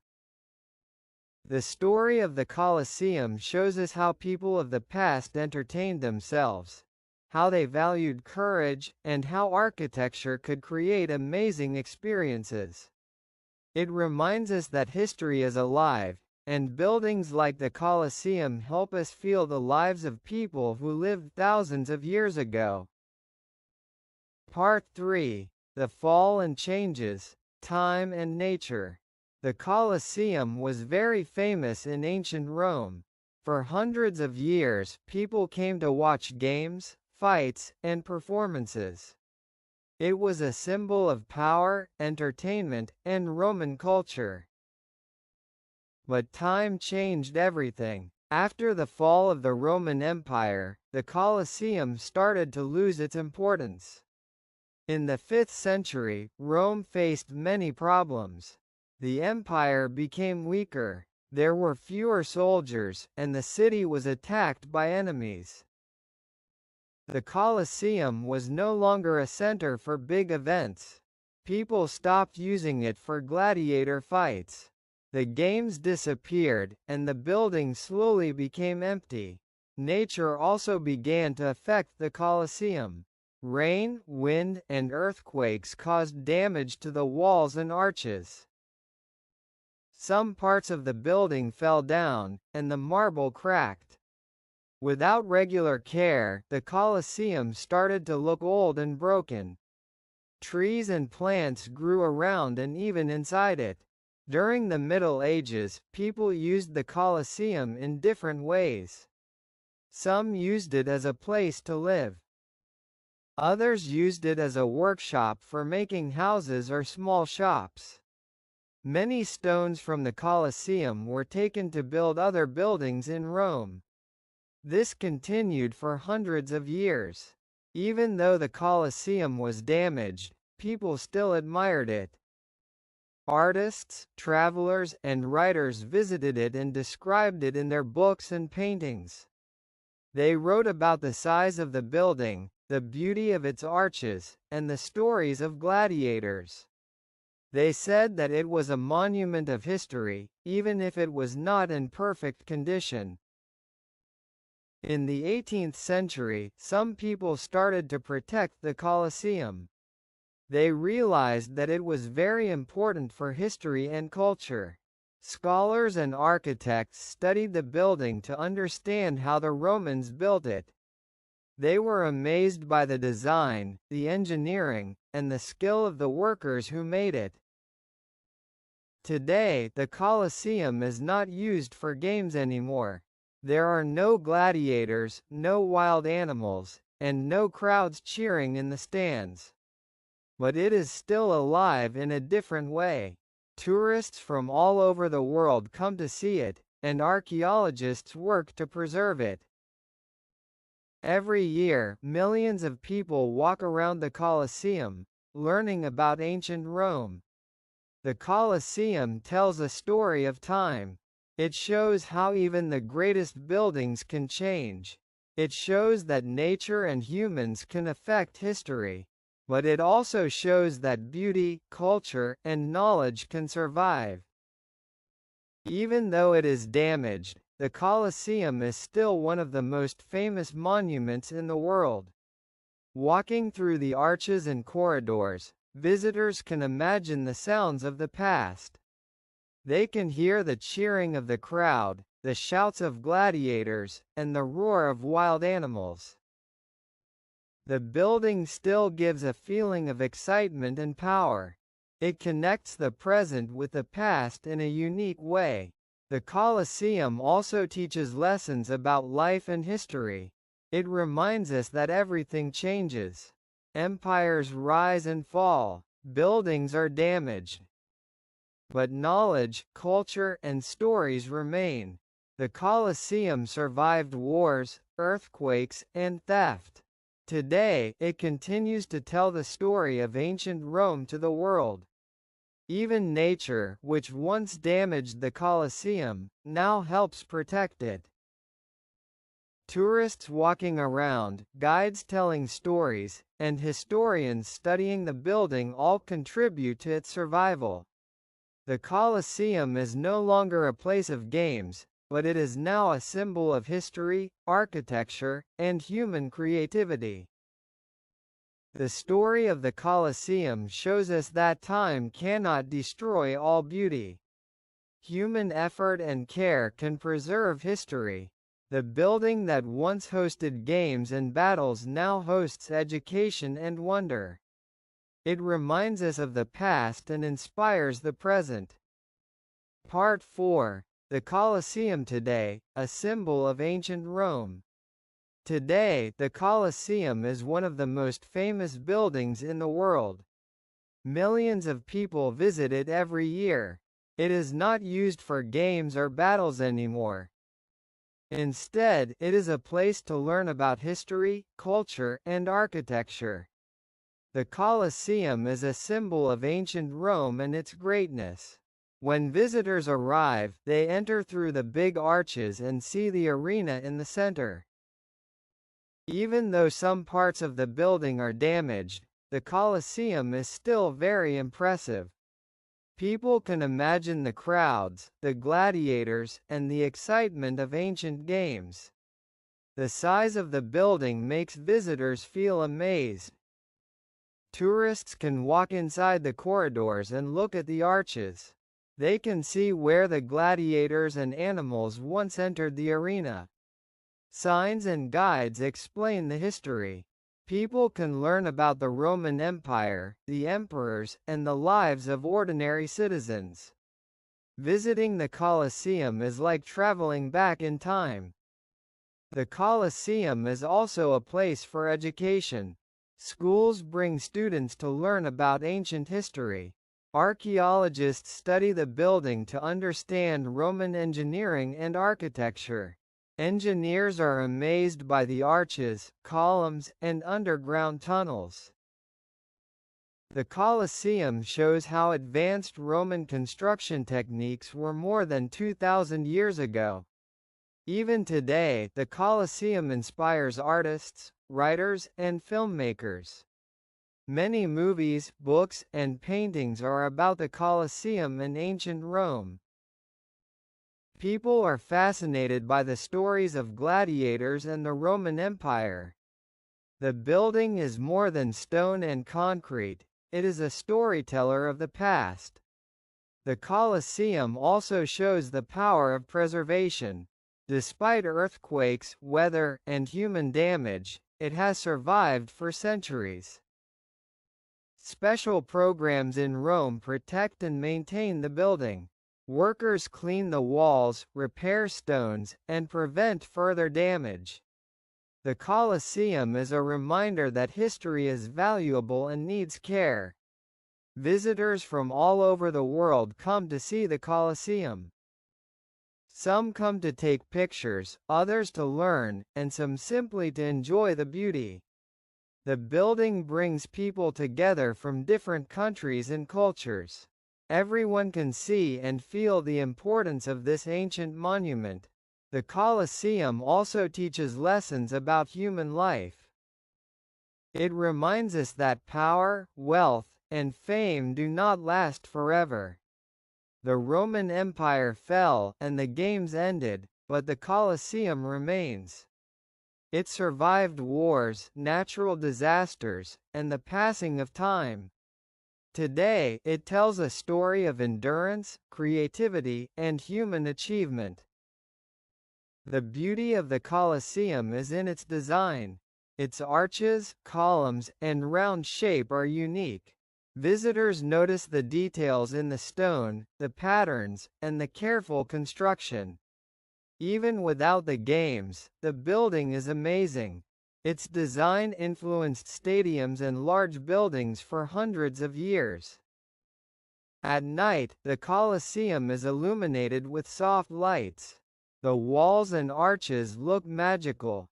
Some visitors say that they can imagine the ancient crowds cheering, the gladiators fighting, and the roar of lions. The Colosseum keeps the past alive in a special way. The Colosseum is also a symbol of Rome's culture and history. It represents the life, art, and entertainment of ancient people. It is a reminder that even thousands of years ago, humans could create something extraordinary. People feel connected to the past when they see it. In the future, the Colosseum will continue to inspire and teach. It is a symbol of human achievement, creativity, and history. People will continue to visit, learn, and share its story. The Colosseum is not only a building, it is a bridge between the past and the present.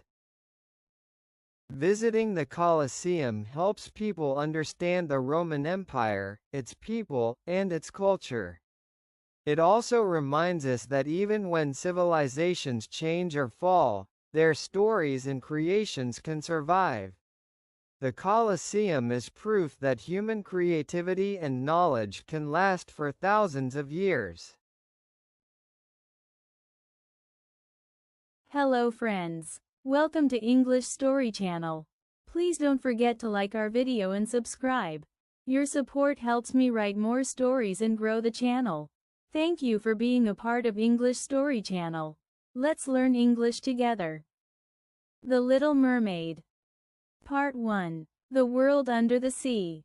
Far, far under the deep blue sea, there was a beautiful kingdom. The walls of the palace were made of shining coral, and the roof was covered with shells that opened and closed with the waves. In this peaceful world lived the Sea King and his 6 daughters, the Little Mermaids. Each princess was beautiful, but the youngest one was the most special. She had the softest skin, the clearest blue eyes, and a voice that was sweeter than any song in the ocean. The young mermaid loved to listen to her grandmother's stories about the world above the sea. The old lady often told her about the sky, the stars, and the people who lived on land. When you turn 15, said her grandmother, you will be allowed to swim up to the surface and see the world above. The little mermaid dreamed of that day every night. Her sisters often went to the surface when it was their turn. When they came back, they told her about sunsets, cities, and ships with bright lights. One sister said she saw children playing on the beach. Another said she heard music from a great ship. Each story made the youngest mermaid more curious. She wanted to see the humans with her own eyes. Finally, the day came. On her 15th birthday, her grandmother placed a crown of white lilies on her head and said, "Now, my dear, you may go and see the world above the waves." The little mermaid's heart beat fast with excitement. She rose slowly through the water until her head came out into the air for the first time. The sky was full of stars, and the moonlight made the sea shine like silver. The little mermaid saw a large ship not far away. Music and laughter came from it. Curious, she swam closer and looked through the windows. She saw many people dancing, and in the middle stood a handsome young prince. His black eyes sparkled, and his smile was kind. The mermaid watched him all night. She could not take her eyes off him. Then suddenly, a terrible storm began. The sea grew wild, and waves crashed against the ship. The men tried to save it, but the wind was too strong. The ship broke into pieces, and everyone fell into the sea. The little mermaid swam quickly through the dark water and found the prince sinking. She held him in her arms and brought him to the surface. He was unconscious but still breathing. The mermaid carried him to the shore and laid him on the sand. She watched him with love and worry until the sun began to rise. When the morning light touched his face, he opened his eyes. Just then, a group of girls came walking along the beach. The mermaid became afraid that he might see her, so she slipped back into the water and hid behind a rock. The girls found the prince and called for help. He thought one of them had saved him. The little mermaid watched from the sea, her heart breaking. She dived back down to her home, but now she was different. She could not forget the prince's face, his kind smile, and the feeling of holding him in her arms. She wanted to be with him again, but she knew that a mermaid could never live on land. That night, as she looked up at the surface, she whispered, I wish I could be human, just for one day. Part 2. The Sea Witch's Deal. After saving the prince, the little mermaid could not forget him. Every day she swam near the surface, hoping to see him again. She often watched the castle by the shore where he lived. Sometimes she saw him walking with his friends, or feeding birds in the garden. He looked happy, but she felt sad because he would never know it was she who had saved his life. At night, she sang soft songs to the moon, dreaming that one day he might hear her voice again. But deep inside, she knew that a mermaid and a human could never be together. Mermaids had no souls that lived after death, her grandmother had said. Humans' bodies die, but their souls live forever in the world above the clouds. We, my dear, turn into sea foam and disappear. The little mermaid thought about this and whispered, I want to have a soul. I want to live like the humans. One day, she asked her grandmother, is there no way for a mermaid to become human? Her grandmother looked sad and said, only if a man loves you more than anything else and marries you. Then part of his soul will enter your body, and you will become human. But that never happens. Humans fear us. The little mermaid swam away silently. Her heart was heavy, but her mind was clear. She knew what she wanted, to become human, to have a soul, and to be with the prince she loved. She decided to go to the one person who might help her, the sea witch, who lived in a dark part of the ocean. The sea there was cold and strange. There were twisted plants, big fish with sharp teeth, and black sand. The little mermaid was afraid, but love gave her courage. She reached a cave made of bones and shells. Inside, the sea witch was stirring a pot filled with a bubbling purple liquid. Around her swam slimy creatures with bright eyes. So, my pretty little princess has come to see me, said the witch with a cruel smile. I know why you are here. You want to be human, don't you? The mermaid nodded. Yes, please. I will do anything. The witch laughed. Anything? Well, it is not an easy wish. You will drink a potion that will make you human. You will have legs instead of a tail. But every step you take will feel like walking on sharp knives. Your feet will bleed, but you must keep smiling, or you will lose him forever. The mermaid listened quietly. Her heart beat faster, but she did not turn away. And if he marries someone else? She asked. Then, said the witch slowly, your heart will break, and at sunrise after his wedding, you will die and turn into sea foam. You will have no soul and no life. The little mermaid trembled. And what do you want in return for the potion? The witch's eyes glowed. Your voice. You have the most beautiful voice in the sea, and I will take it. You will never sing or speak again. But don't worry, your face and your beauty will speak for you. The mermaid hesitated for a moment. Her voice was her gift, her identity. But then she thought of the prince's kind smile and said softly, I accept. The witch cut off a lock of the mermaid's hair and threw it into the pot. The water turned bright red and began to hiss. Then she filled a small shell with the potion. Take this, she said. Go to the shore before sunrise. Drink it there, and your tail will become legs. Remember, once you become human, you can never come back to the sea. The mermaid took the shell and swam toward the surface. The water felt heavier with every movement, as if it were trying to hold her back. She reached the shore where she had once saved the prince. The sky was turning pink with dawn.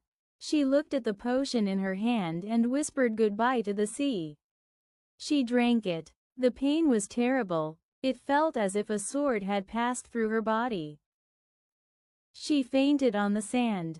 When she opened her eyes, the sun was rising, and a young man stood before her. It was the prince. He looked surprised and helped her stand. Her tail was gone. She had 2 human legs now.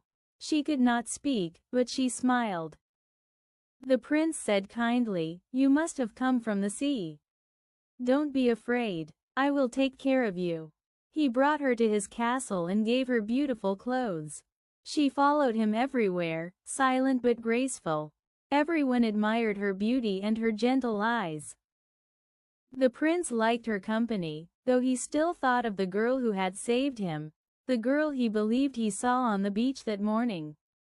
The little mermaid's heart ached, but she stayed by his side, hoping that one day he would love her enough to make her truly human. Part 3: The Prince's Wedding. Days and weeks passed in the prince's castle. The little mermaid lived there like a shadow, always near the prince, always silent. She walked beside him in the gardens, rode horses by the sea, and listened to his stories, smiling gently though she could never answer. The prince liked her kindness and often said, "You remind me of someone I once met. Someone who saved my life." Every time he said those words, her heart filled with hope and pain at the same time. She wanted to tell him, "It was me. I saved you." But without her voice, she could not say anything. Instead, she smiled and looked at him with love. When she walked, it felt as if sharp knives were cutting her feet, just as the witch had said. Yet she never showed her pain. Her eyes shone with happiness whenever she saw the prince.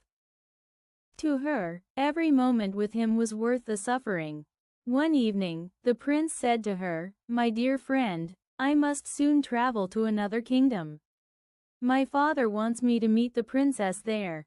He hopes I will marry her. But my heart still belongs to the girl who saved me on the beach. I could never love anyone else." The little mermaid smiled, but her heart trembled. She followed him to the ship, helping him prepare for the journey. The sea was calm and blue. The wind played with her hair, and for a moment, she thought she heard her sisters calling her name from the waves. But she could not answer them. After 2 days of sailing, they reached the other kingdom. The princess came out to greet the prince. She was beautiful and kind, with a gentle smile. When the prince saw her, he looked surprised. "You," he said, "you were the one who saved me." The little mermaid felt her heart stop. The prince believed the princess was the one who had pulled him from the sea. He did not know that it had been the silent girl standing beside him all this time. From that moment, everything changed. The prince spent every hour with the princess. They walked together, laughed together, and soon everyone could see they were in love. The little mermaid followed them quietly, her smile hiding her pain. At night, she cried by the window, her tears mixing with the sea breeze. A few weeks later, the king announced a great celebration. The prince and the princess were going to be married. The little mermaid stood beside them as a bridesmaid. Her face was pale, but she did not cry. She remembered what the sea witch had told her. If the prince married someone else, she would die and turn into sea foam at sunrise. That night, the ship was decorated with flowers and lights. Music played, people danced, and the prince and princess smiled at each other with love. The little mermaid stood by the rail of the ship, watching the sea below. The moonlight shone on the waves, and she thought about her home, her father, her sisters, her grandmother, and the life she had left behind. Suddenly, she heard soft voices calling her name. She looked down and saw her 5 sisters rising from the water. Their long hair had been cut short. "Sister," they called, "we went to the sea witch. We gave her our hair so she would help you." They held up a small silver knife. "Take this," said the eldest sister. "Before sunrise, you must kill the prince. When his blood touches your feet, you will become a mermaid again and return to the sea. You will live, and the spell will be broken." The little mermaid took the knife in her trembling hands. She looked toward the prince's cabin. He was sleeping beside his new bride. His face looked peaceful and happy. She stood there for a long time, the knife shining in the moonlight. Her heart broke inside her chest. He is my happiness, she thought. I cannot hurt him. She kissed the prince's forehead softly, then turned and ran to the edge of the ship. The first light of dawn was appearing in the sky. With one last look at the sea and the sleeping prince, she threw the knife into the water and jumped after it. The waves closed over her, and she felt her body dissolve into soft white foam. But she felt no pain, only peace. As the sun rose, her spirit rose with the light. She felt herself floating in the air, higher and higher. Below, she could see the ship, the sea, and the world she had left behind. Around her were other bright, shining figures, the daughters of the air. They said softly, "You are one of us now. You have done a good and kind thing.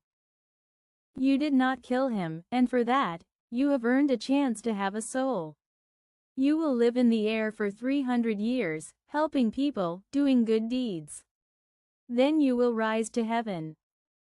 The little mermaid smiled. She looked once more at the prince and whispered with her heart, "Goodbye, my love."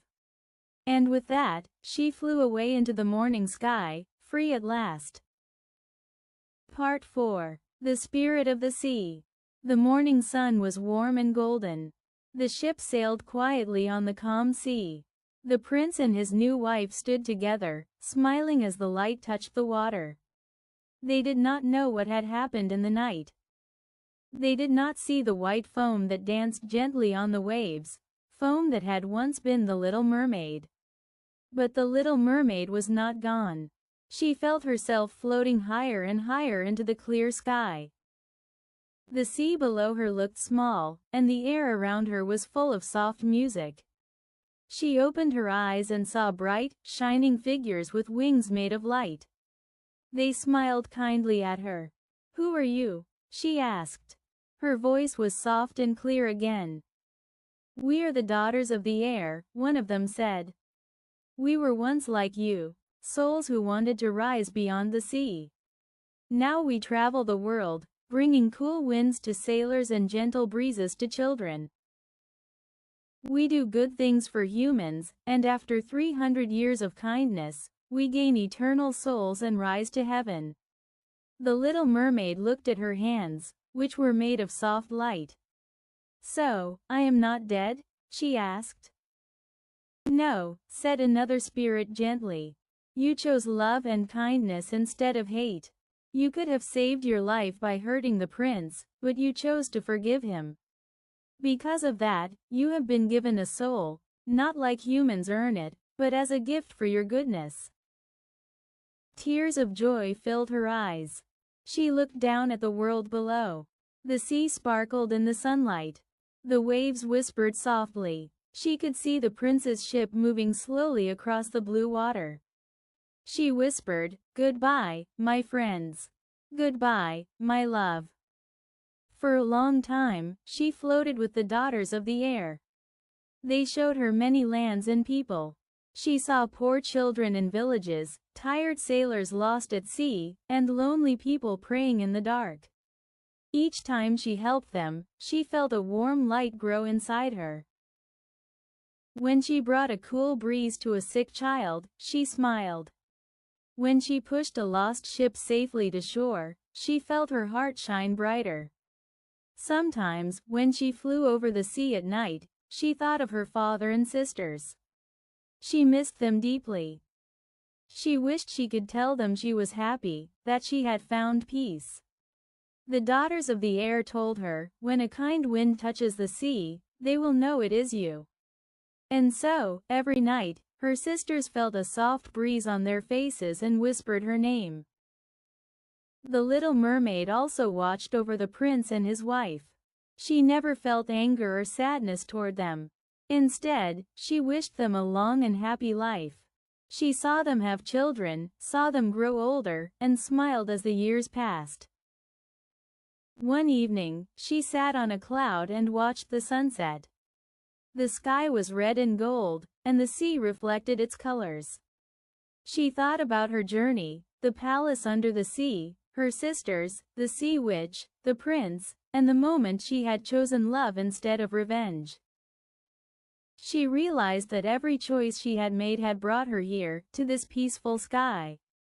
A gentle voice beside her said, "You have already done much good, little one. Every kind act shortens your time in the air. Someday, you will rise to the highest place, to heaven, where you will live forever." The little mermaid smiled. "I am not afraid," she said. "I was once a creature without a soul. Now I am free. I will keep helping humans, and one day, I will reach the light." And so she continued her journey. When the sea was calm, she sent cool winds to the sailors. When storms came, she tried to guide them home. When children slept, she brought soft dreams with the sound of the waves. People who felt a warm wind on their faces at night sometimes smiled without knowing why. They thought it was just the air, but it was the little mermaid passing by, spreading kindness across the world. She never forgot where she came from, and she never forgot the love that had changed her. Her heart was full of peace. She had learned that love, even when it hurts, can lead to something greater. And high above the sea, between the clouds and the stars, the little mermaid shone like a drop of light, free, gentle, and eternal. Mooi loon en extra voordelen? Check. Doorgroeimogelijkheden? Check. Zeker zijn van uw job? Semsob also learned about courage. Shamaran gave him small tasks. Sometimes he had to carry water. Sometimes he had to watch the snakes carefully. Each task taught him something important. He learned patience, focus, and understanding. Shamaran would watch him, smiling, but also testing him. Knowledge is not only about learning, Shamaran said. It is about being wise, honest, and kind. One evening, Semsob sat by the pool. The water reflected the soft light of the glowing plants. He felt calm and happy.